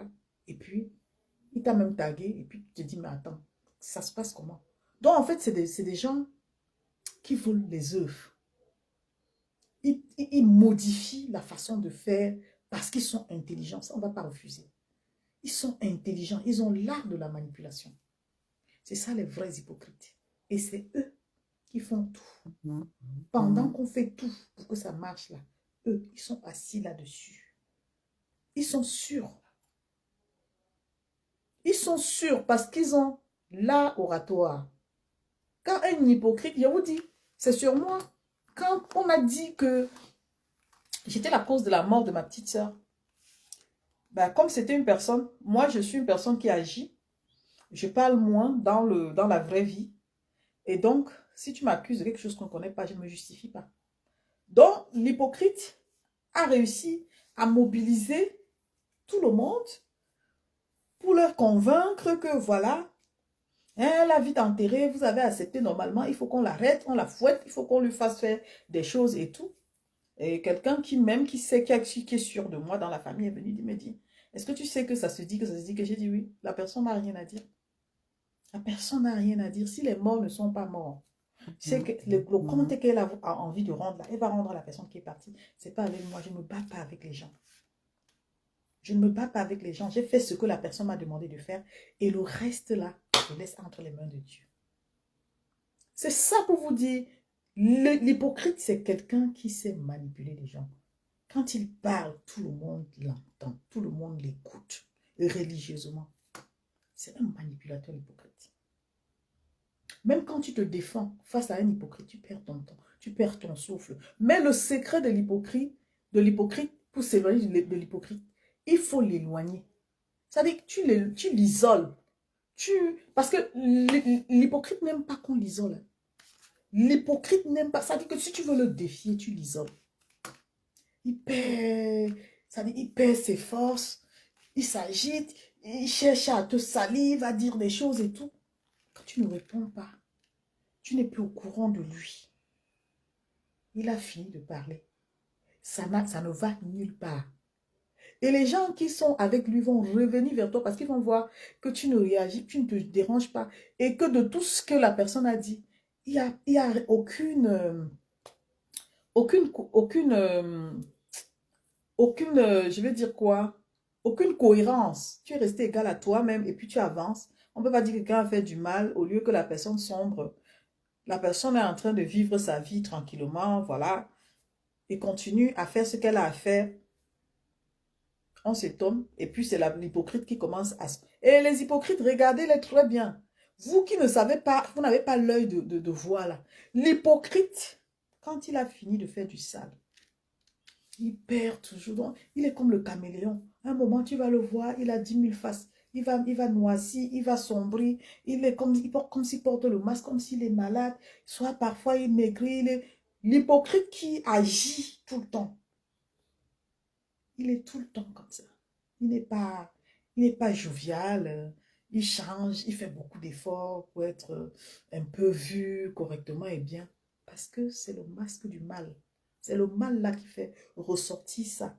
Et les gens qui ne savent pas voir ne vont pas même cerner. Tu vas te dire, mais pourquoi la personne aujourd'hui est mince? Pourquoi le visage est comme ça? Pourquoi? C'est le mal. Quand tu fais le mal aux gens, tu fais le mal aux gens pour de vrai. Ça transforme ton visage. Ça transforme ton physique, ton feeling. Tu es comme tu es, mais ceux qui te connaissent savent que non, non, c'est pas... Il y a quelque chose qui ne va pas. C'est ça les hypocrites. Parce que le problème, c'est le mal. Ils ont l'énergie négative. Et quand ils donnent ça, ils veulent mettre ça sur quelqu'un, par exemple comme moi. Et que ça ne marche pas, ça leur revient. Et le masque là, c'est ça qui apparaît sur eux. Tu mens sur quelqu'un, tu te dis, ah, je vais détruire la personne, je vais tout faire pour que la personne, voilà que tout le monde tire sur la personne. À la fin, il y a des gens qui vont, par faiblesse, par ignorance, te suivre. Mais quand ça ne marche pas à 100%, ça te revient. Tu vois, tu souffres sans t'en rendre compte parce que plus tu parles de la personne est en train d'avancer. La personne brille, la personne avance et toi, tu es là. Tu te dis, mais comment ça n'a pas marché? Ça te revient. Ça dit que l'énergie, là, retourne sur toi. Voilà. Donc, quand j'ai fini de dire ça, je dis à mes frères camerounais, vraiment, la seule chose qui peut nous aider à avancer, à avoir la force, la détermination, la rigueur, même de penser à changer notre pays. Il faut avoir le discernement. Et quand tu as fini de localiser, je dis bien localiser, quand tu as fini de cerner un hypocrite, éloigne-toi. Ne regrette pas parce que tu viens de sauver une situation, même si ce n'est pas tout de suite. Tu vas réaliser plus tard que, ah, c'est moi qui avais raison. Parce que ce n'est pas tout de suite que tu as les résultats. Éloigne-toi. Et comprends qu'à partir du moment où tu t'es éloigné, tu es dans un combat. Parce que la personne ne va pas te laisser partir comme ça. La personne va essayer de te gratter, de te coller une image, de te salir. Et quand la personne va essayer de te salir, vu que tu t'es éloigné et que tu as compris que non, je ne veux plus. Quand tu as dit je ne veux plus vraiment, tu vas avancer sereinement. Parce qu'il vaut mieux être seul que d'être mal accompagné. Et c'est ça là qui fait que dans le monde, on se frotte aux gens, on se dit, ah, je suis avec tel, je suis avec tel. Non, tombe malade. Tu vas confirmer, seulement tomber malade. Tu vas confirmer que voilà mon ami ou c'est pas mon ami. Tombe malade, tu te couches dans un lit d'hôpital. Tu fais même semblant, tu dis que ouais, j'ai plus d'argent, j'ai plus dépensé. Aide-moi, j'ai besoin de 10 000. Tu vas confirmer. Fais semblant de mourir. Tu vas confirmer. Si les morts ne sont pas morts, quand tu es couché là dans ton cercueil, tu vas voir les gens qui te pleurent. Les gens qui vont venir même donner les petites enveloppes à tes enfants. Dis que voilà ma participation, voilà ma participation, voilà ma participation. Ça ne se passe pas comme ça. De ton vivant, ils n'ont pas trouvé 1000 francs pour venir te donner. Pour dire, achète même la bouillie, tu bois pour avaler tes médicaments. Non, c'est quand tu pars qu'ils viennent maintenant donner 1000 francs, donner ceci, donner, participer pour ton deuil. Ne laissons pas nos gens partir pour venir célébrer la fête. On ne célèbre pas quelqu'un qui est mort. La mort, c'est les larmes, c'est la tristesse. Ce n'est jamais ce que nous voyons aujourd'hui là. Avant, quand on perdait les gens dans nos familles, on s'asseyait par terre. On va dire que c'était avant. Avant même, les gens ne mouraient pas trop comme aujourd'hui. Et toutes nos valeurs traditionnelles là, ça a disparu et ça a fait en sorte que nous avons perdu la protection ancestrale. Nous avons perdu tout ça à cause de l'orgueil et de l'hypocrisie. Avant, tu pouvais entendre que quelqu'un die. Tu dures même encore 10 ans avant d'entendre que quelqu'un die. Quand on entendait quelqu'un die, Les gens s'enroulaient par terre parce qu'on savait l'importance de la personne. Avant, on n'entendait même pas trop que les gens ont les maladies, les gens de maladies que les gens ont aujourd'hui, qu'on ne sait même pas trop d'où ça vient. Ça peut être dû à ce que nous mangeons, tout ça. On a tout modifié. Donc, quand on disait que telle personne est died, mais la famille était terrorisée, tout le monde s'asseyait par terre comme ça, 7 jours. Le 7e jour, on enlevait nos cheveux. Il y avait des gens qui portaient le noir. Est-ce que ça existe encore? Ils ont remplacé le noir par les pains que les gens vendent pour dire que, oh, voilà les pains, habillons-nous pour se faire de l'argent. Oui. Quand c'était la veuve, on lui faisait des traditions, genre, elle portait le bleu. Est-ce que ça existe encore? On va nous dire que non, on a modifié ça parce que non, maintenant les choses ont changé. Non.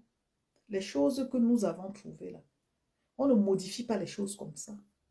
Peut-être qu'il y avait une raison. Aujourd'hui, il y a même les veuves que l'homme, elles ne s'entendent pas avec l'homme, elles l'ont quitté, il a doté. Il part même, elle ne vient pas elle. Elle ne vient pas, elle vit sa vie tranquillement. Donc, les coutumes là qui concernent le veuvage là, elle n'est plus dedans. Nous avons tout modifié. On copie les blancs, mais on les copie mal. Parce que le blanc respecte, ils ont leur tradition, ils respectent. Ils respectent leur tradition.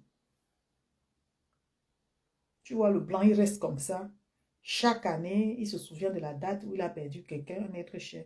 Il va dans le cimetière, il dépose les gerbes de fleurs. Il parle là-bas, il reste là-bas même 30 minutes. C'est leur part de tradition. C'est leur part de tradition.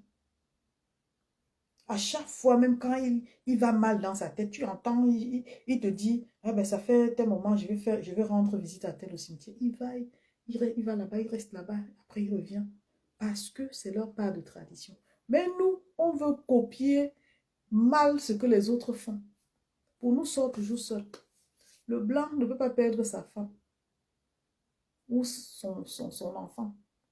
Être dans les acheter le pain, faisons ceci. Moi-même, j'ai fait les erreurs par le passé. Quand j'ai perdu mon père, mais c'est parce que ça ne dépendait pas de moi. Les gens ont commencé à commercialiser les pains. Mais moi, je me suis dit, aujourd'hui, j'ai pris conscience. Si quelqu'un meurt, ce n'est pas la fête.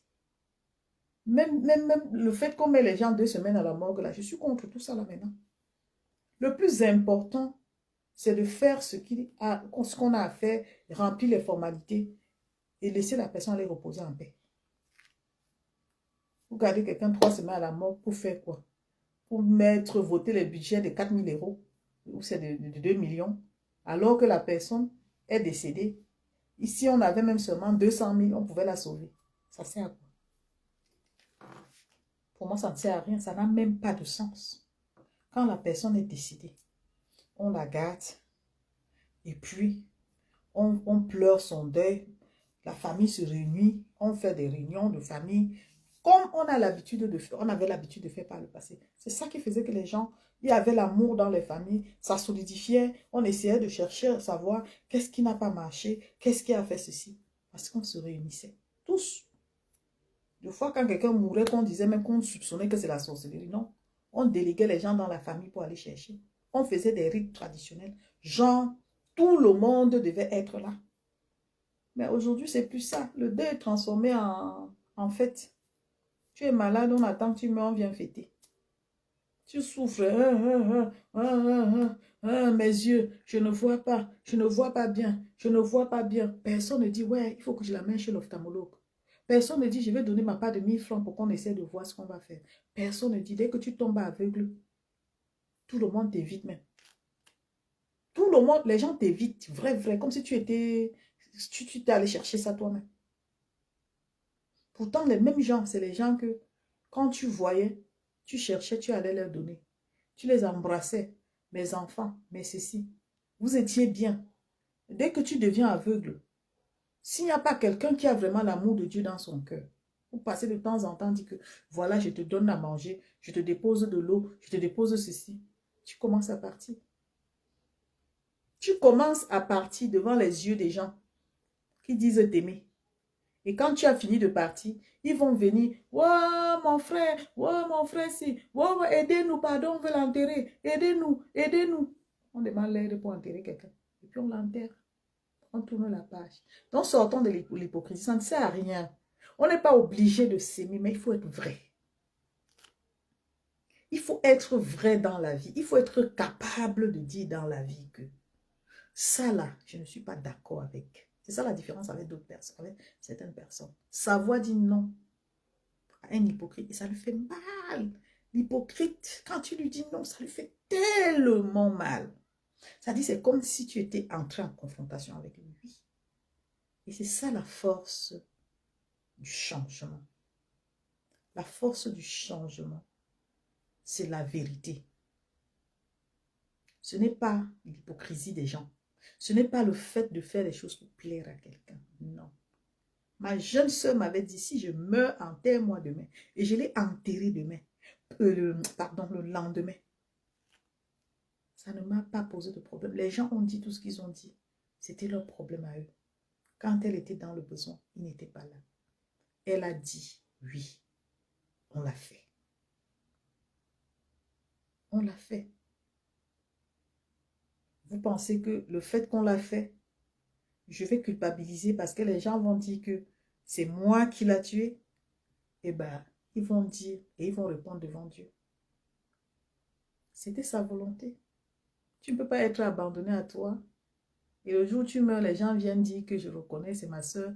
Je vais demander à la réunion, il faut qu'on garde 2 semaines pour l'enterrer. Non. Elle avait dit non à ça. Et je pense qu'elle avait pris une très bonne décision.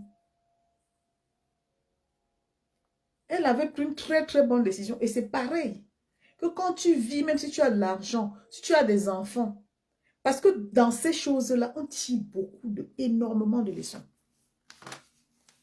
Tu vas avoir des enfants. Parmi les enfants, tous les enfants ne sont pas pareils. Vous avez reçu la même éducation, mais il y a des enfants qui ne pensent pas à se battre, à se chercher. Il y a des enfants que même quand les parents n'ont rien, ils regardent et disent que si demain le père n'est plus là, je vais moi rester ici. La chambre là sera pour moi. Je vais faire ceci. Et pendant que même le père là est malade, même s'il y a un bien, il est là, il est indifférent. Il est indifférent. Le jour où le père là tombe comme ça, pam, les problèmes qui vont commencer, c'est qu'il commence à dire que la partie là, que la terre là qui est là-bas, c'est pour moi. Ça veut dire que lui, c'est ça en fait. Il n'est pas soucieux du fait que mon père est mort. Pendant que vous êtes encore en train de pleurer, que ouais, vous ne pensez même pas que voilà, il y a quelque chose qui existe comme ça. Vous vous dites, ok, on a tout le temps. Non. Lui, il a déjà pris quelque chose comme ça, il a bradé sa chose. Il veut vivre. Ça dit que il veut profiter du bien de son père, en fait. Donc, il y a tout ça. L'intérêt, l'hypocrisie, la méchanceté. Et ça fait que quand ça rencontre les gens vrais, non, c'est un combat. Parce que les gens vrais ne laissent pas passer, ils mettent la barrière, ils se détachent. Voilà, ils disent non, ici ça ne peut pas passer. Et puis ils sont rigoureux. Et c'est une très bonne chose. Parce qu'en faisant comme ça, on peut arriver un jour à faire passer le message, à faire comprendre aux gens pourquoi ils ne devraient pas être des amis des hypocrites. Quand tu sais que quelqu'un est hypocrite, tu ne dois pas être son ami. Si tu es vrai, tu ne dois pas être son ami. Il n'est pas ton ami. Il n'est pas ton ami. Parce qu'il te calcule. Il te calcule très mal. Il te fait croire que vous êtes ensemble, mais vous n'êtes pas ensemble. Parce que lui, c'est d'abord lui. Toi, c'est la logique. Il n'est pas dans la logique. Il sait que la logique, ça prend du temps. Pourtant, détruire là, les gens, quand tu rentres dans un système de, tu vois, de destruction, les gens, il y a la foule qui vient vers toi, et il y a l'émotion, il y a des gens qui prennent position, même sans comprendre. Ils disent, ah oui, non, non, c'est elle qui a raison et tout et tout. Il n'a pas pris le temps de comprendre. C'est comme ça que ça se passe. Et ils sont tellement attirés parce qu'ils ont l'art oratoire. Ils sont intelligents, ils sont super intelligents. Des manipulateurs. Voilà pourquoi j'ai dit ce que j'avais à dire. Et je continue à dire que Dieu nous aide, nous les Camerounais, nous les victimes, à ne pas lâcher parce qu'il faut tenir. Hein. à ne pas se décourager. Parce que eux, leur machine, c'est pour broyer les gens qui sont vrais. C'est-à-dire, quand ils veulent te broyer, ils sont sûrs d'abord d'office que tu vas lâcher. Tu vas baisser la garde. C'est leur but. Mais ne baisse pas la garde. Si tu es dans cette position, ne baisse pas la garde. Si tu es dans la position où ton parent souffre, il décède, ne donne pas l'occasion de venir célébrer la fête. Ce n'est pas la fête. Ce n'est pas la fête. Si les gens t'aiment du vivant de ton père, de ta mère, qu'ils viennent t'aider, si tu as besoin de soutien, qu'on te soutienne. Qu'on te soutienne. Et que désormais, les artistes, là, ils tirent les leçons à travers les obsèques de Mamiton. On a vu. Tous. Et ça fait plusieurs fois qu'on voit, on s'aveugle. Non, c'est pas beau. C'est pas beau qu'on peut avoir des gens qui peuvent se mobiliser. Plus de 500 personnes. Mais quand quelqu'un souffre, on ne l'aide pas. Et puis on lui organise les obsèques dignes. Même seulement le programme, même tout ce qu'on a dépensé, la logistique et tout, tu regardes, tu dis, yes, on a mis l'argent. On a mis le pactole. Ça ne sert à rien tout ça. C'est vanité tout ça.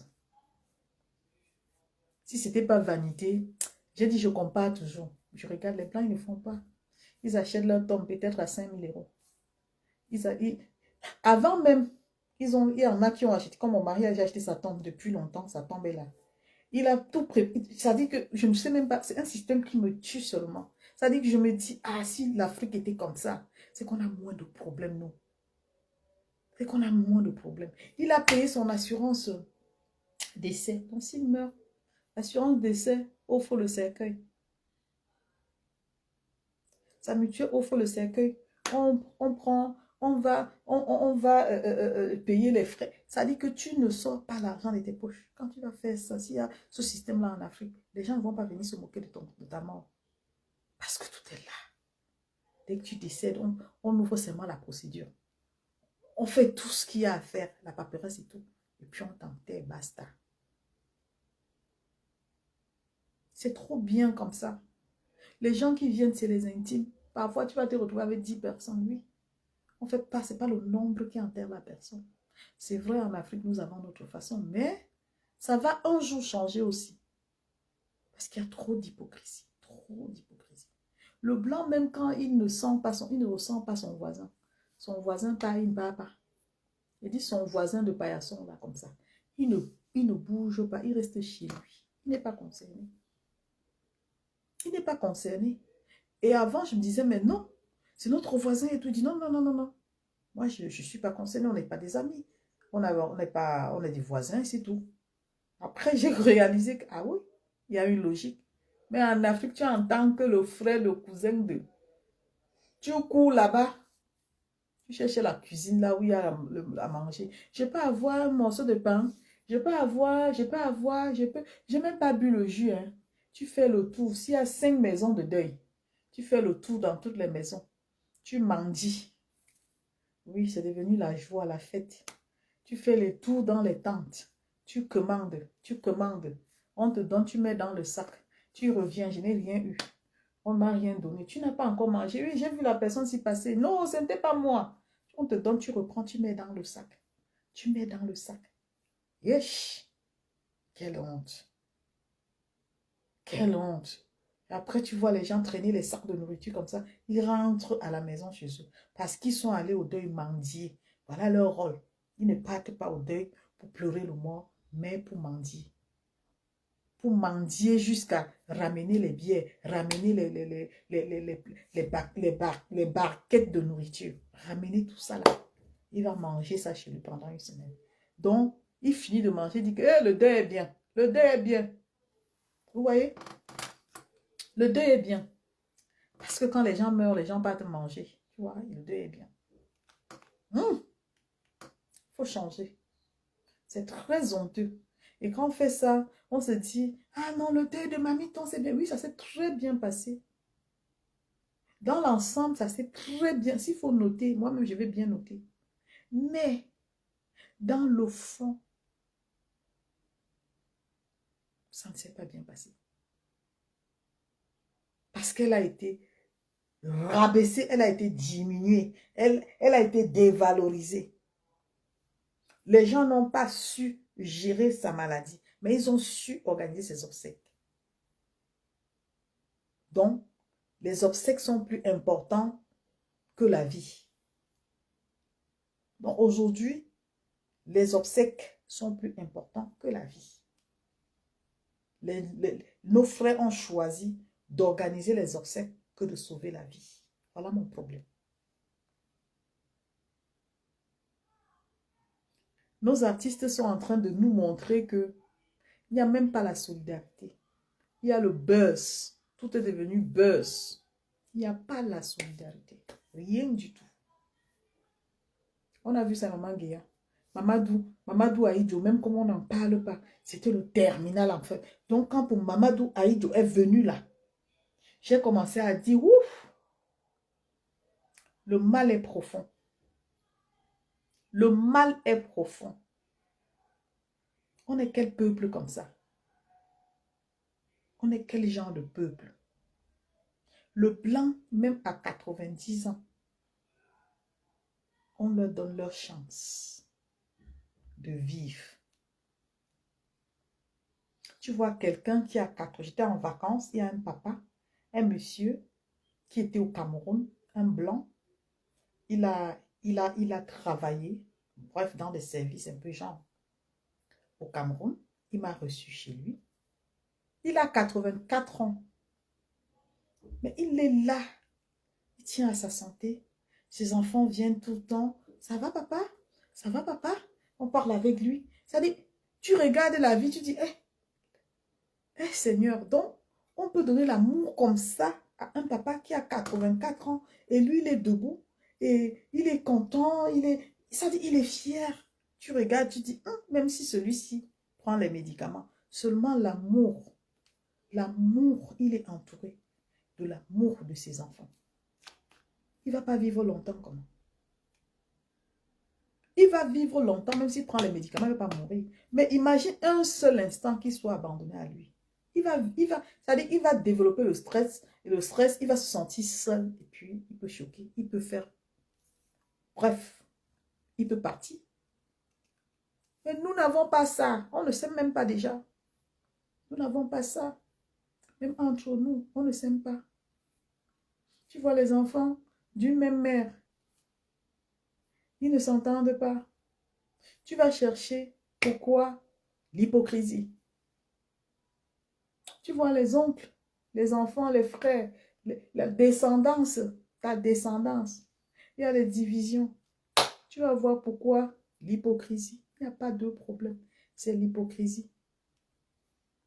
Il n'y a pas de problème. La base, c'est l'hypocrisie. Pourquoi les enfants de tel ont réussi? Les enfants de tel n'ont pas réussi. On commence à s'éloigner. On commence à éviter. Pourquoi tel a épousé tel? J'aime pas la femme de mon frère. Il y a l'hypocrisie, il y a ça. La base, c'est l'hypocrisie. Nos parents avant, on connaissait jusqu'à la 3e génération. On disait que la grand-mère, maman, quand nos parents nous racontaient l'histoire, on disait que la mère de ta mère, c'est telle. La mère qui a accouché, la mère de ta mère s'appelait telle. Et celle qui avait accouché, la mère de la mère de la mère de ta mère s'appelait telle. Moi, je suis la mère, je suis la grand-mère de mon père qui a succédé à cette reine-là. Je suis la grand-mère, donc la mère de mon père qui est ma grand-mère. Je ne l'ai même pas connue, mais je suis la mère de la grand-mère de mon père. Alors aujourd'hui, les enfants ne connaissent même pas la 2e génération. Ils ne veulent même pas savoir. Ils ne savent même plus s'exprimer en leur dialecte. Ils ne se connaissent même pas, ils ne reconnaissent même pas leurs origines. Pourquoi? À cause de l'hypocrisie. L'hypocrisie, c'est la base. Tu me demandes pourquoi il dit c'est l'hypocrisie. Parce qu'il y a des choses qui font que les gens disent que, pourquoi devrais-je le faire?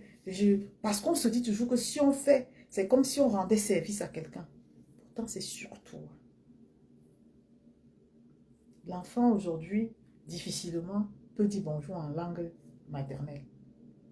L'enfant aujourd'hui ne sait même pas que je peux rester pendant les vacances, aller aider mon grand-père, aider ma grand-mère.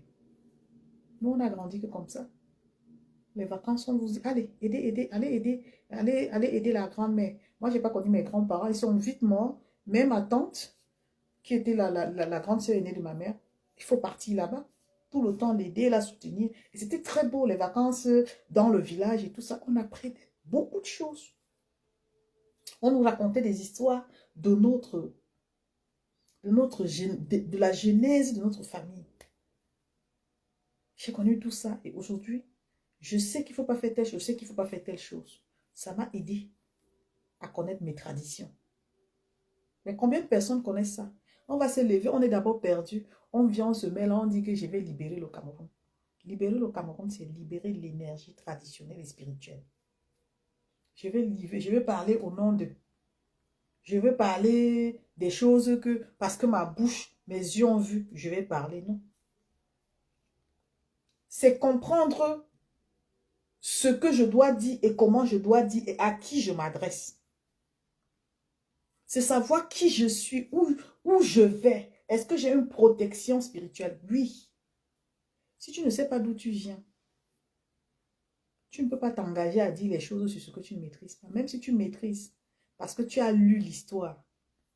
Une histoire que tu as lue et une histoire que tu pratiques, elle est différente. Tu ne peux pas servir ce que tu ne pratiques pas à quelqu'un. Si tu ne pratiques pas ta tradition et que tu veux parler de tradition, tu n'es pas traditionnel. Tu ne maîtrises pas. Ça veut dire que tu ne pratiques pas. Et quand tu t'engages je ne sais pas, dans un discours où tu veux chasser l'hypocrisie, il y a des choses que tu ne dois pas faire. Tu ne dois pas, il y a des choses que tu ne dois pas faire. Tu dois être à l'image de ce que tu veux vendre. Ce que tu vends, c'est quoi? C'est la vérité, c'est la logique. Et la logique ne se détourne pas. Ça ne détourne pas en sentiment. Ça ne dit pas que parce que je suis dans la logique, mais non. Ou c'est la logique, ou c'est le détournement. Parce qu'il y a beaucoup d'hypocrites qui commencent, le langage qui commencent à débattre sur des sujets qui peuvent aider le peuple pendant que le peuple est concentré. Après, il dit mais.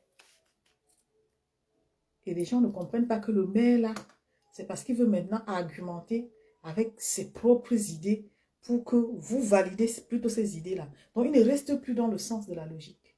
Il débat et il ramène sur lui. Et ça, là, c'est pas... Ça pose les problèmes parce que les gens qui sont ignorants, voilà, les suivent et se disent, ah, on est sur la bonne voie. Non, il est en train de se servir de vous, il vous manipule. Il essaie de vous faire comprendre ce qu'il pense.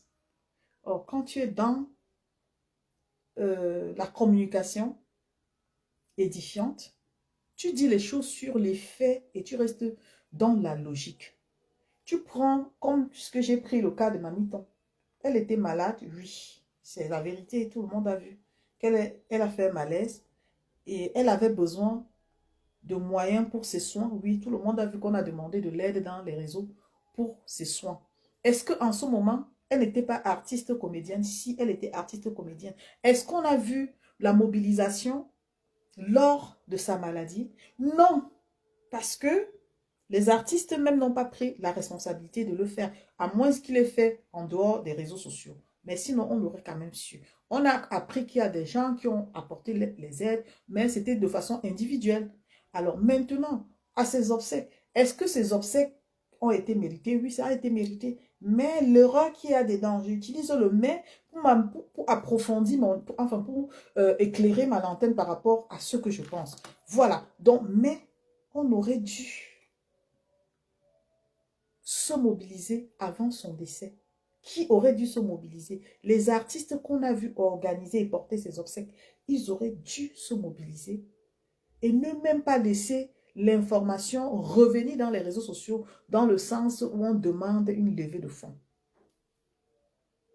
Même si Aïcha a pris l'initiative, on a quand même compris que Aïcha a pris l'initiative d'après les informations, parce qu'elle nous a dit qu'elle était en contact avec les enfants de Mamiton. Donc, si elle a pris l'engagement de demander de l'aide, c'est parce que quelque part, Mamiton nécessitait beaucoup d'argent pour ses soins. Et là, on n'a pas vu la mobilisation des artistes comédiens. Mais par contre, quand elle est partie, tout le monde a médiatisé. C'est devenu un problème, voilà, les obsèques, grandioses. Ça, moi je dis, nous n'avons pas compris en fait, que pendant que nous respirons, nos vies là, il faut la protéger, il faut les protéger. Il faut que les gens que nous avons autour de nous sachent que nous sommes aussi des valeurs, nous sommes des êtres. Même si on tombe et qu'on n'a pas les moyens, ils peuvent nous aider à nous relever. Mais quand tu tombes et que personne ne te relève, et même pendant que, parce que moi je dis toujours, j'ai toujours dit que la mort c'est le sommeil profond. Oui, parce que pour moi, c'est comme ça que j'ai défini la mort. C'est un sommeil profond. Je pense que même quand on est mort, je le dis parce que j'ai fait 48 heures dans le coma, et ce que je voyais dans mon coma et ce que j'entendais, donc pour moi, la mort, c'est un coma profond bah, où la personne peut réagir sans être là. Donc ça veut dire que tu es inconscient, mais tu ressens quand même tout ce qui se dit autour de toi, tu entends les gens qui parlent autour de toi. Pour moi, c'est comme ça que je vois la mort. Donc, mamie tombe dans son sommeil profond, peut réaliser que, ah, il y a même tel qui est venu à mes obsèques. Et elle ne me disait même pas bonjour. Et donc, elle est là. Et donc, elle est là. Et donc, elle est là. Et elle dit, ah ben, les gens sont contents. Mais c'est quoi? C'est la fête. Ça, là, c'est ton subconscient qui t'amène à penser. Tu te dis, mais comment ça se fait? Je suis malade, je suis couché. On demande de l'aide et mes collègues ne se mobilisent pas. Maintenant, on annonce que je suis partie. Ils viennent faire la fête. C'est ça mes analyses. Donc sur ce, je vous remercie d'avoir été là. Vous savez que ma page est signalée. S'il vous plaît, je vous demande de tout cœur, quand vous êtes connecté, quand on est en ligne comme ça, essayez de partager parce que ils ont tellement signalé ma page et je ne peux plus avoir d'audience. Mais bon, ça ne me dérange pas de revenir de temps en temps pour échanger avec vous parce que c'est important de partager des idées comme ça qui peuvent nous amener à réfléchir par nous-mêmes pour comprendre où est le bon sens, où est la logique. Oui. Si parmi nous, nous avons nos parents qui ont besoin de nous, soyons là. Parfois, ils ont besoin de l'amour. Ils ont besoin qu'on les rassure. Et ce n'est pas toujours l'argent. La présence même, ils en ont besoin. Donc, il faut les rassurer. Il ne faut pas attendre qu'ils meurent pour venir leur célébrer. Parce que la célébration, là, ils ne sont plus là pour apprécier. Le plus important, c'est quand on vit. Il faut se valoriser quand on est encore vivant. Donc, le reste, là, c'est le monde avec tout ce qu'il y a, attraction, genre, je veux montrer que j'ai fait. Non. Donc, mais en ce qui me concerne, ils savent. J'ai dit même à mon mari, si je meurs, je n'ai pas besoin du tapage médiatique, de quoi que ce soit. Voilà. On n'a pas besoin d'attendre quelqu'un. Tous ceux qui sont liés à moi savent que, voilà, si s'ils sont là, bah, ils ne sont pas là, c'est pas grave. Je suis partie, je suis partie. Le plus important, c'est de partir dans les bonnes conditions. Les bonnes conditions, c'est que même si tu es malade et que tu es bien entouré, voilà, au moins quand tu pars, tu es quand même fier des personnes qui t'ont entouré d'amour, qui t'ont donné l'amour, qui étaient là pour toi. C'est ça le plus important. Donc le reste pour moi, ce n'est que du folklore. Maintenant, chacun fait ce qu'il veut. Je dis ce que je pense comme d'habitude. Et on se dit à très bientôt. Prenez soin de vous et bien de choses. Bien de choses. Bye bye.